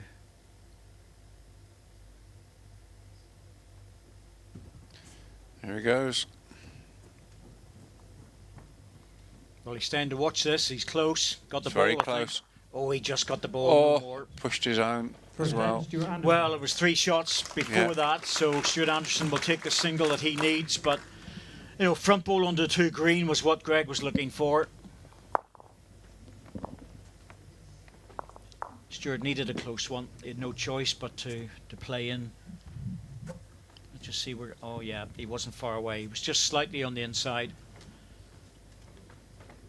Hit that more solid. All 3 green were disappearing. As it is, first blood to Stuart Anderson Jack like in the 27 tie break. meters.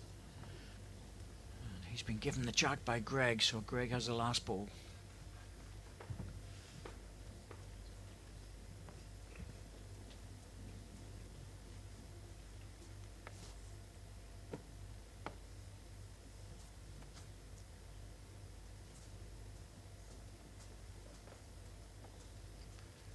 Oh, good length, just a bit wide really, David, do you think?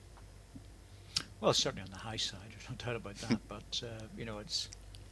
I think you're better coming from the outside in on that particular hand.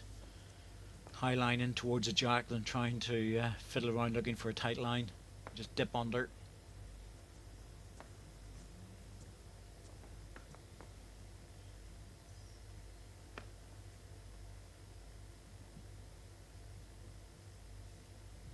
Thoughts go back to the tie break and the world singles between these 2 players, and Greg's running ball that went right through, picked up the jack on the way past, and played a good runner in the target area, but got the maximum result to win the match. And in Stuart's mind to try and turn that, reverse that 2 result. green.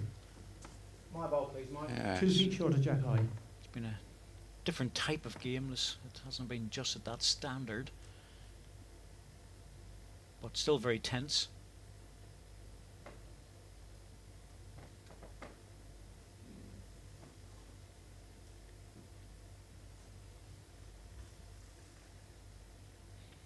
Well, certainly pushed it outside, but once again, Stuart Anderson line a couple of shots after the first 2 deliveries, and once again he needs one close. That's just not close enough to win this match. Still plenty of room there.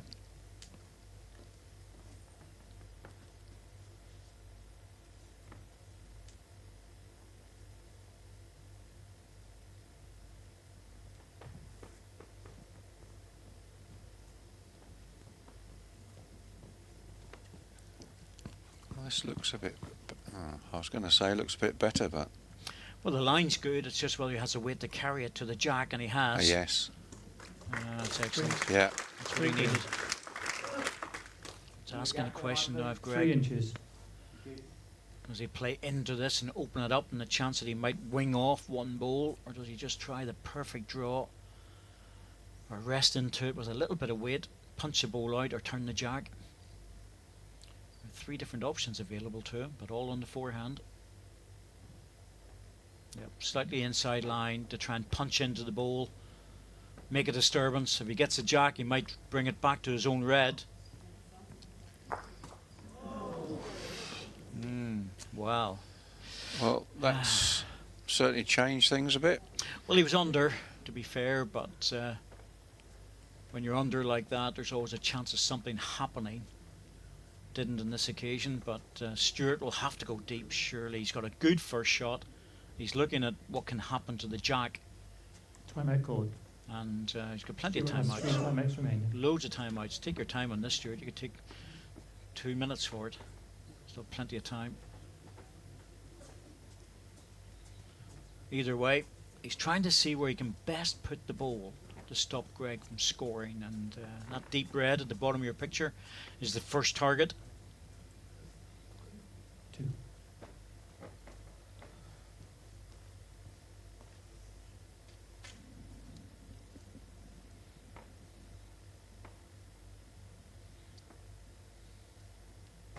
He's playing it on the backhand, which gives me the impression that he's trying to make centre rink and cover the 2 respots.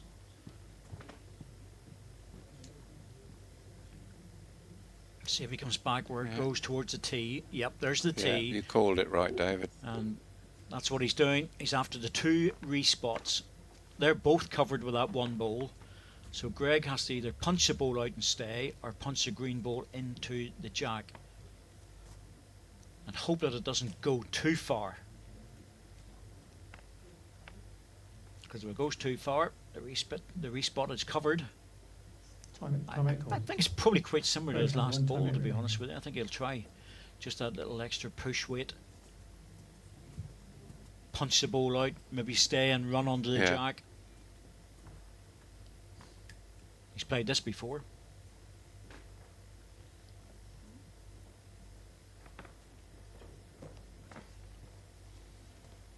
It's a good position for Stuart Anderson, but it's certainly not safe. That's the best he can do with it. Maybe the front inside edge. Yep, there he goes. Front inside edge. With 1 foot. You only have to have 1 foot on the mat. And the lead foot is off. The point of delivery, he's still got that 1 foot there. Timeout call. Bit of a disturbance, so take your time.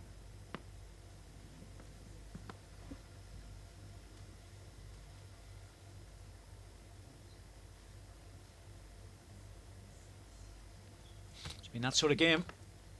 It hasn't been classic bowls by any means, but it's been very tense.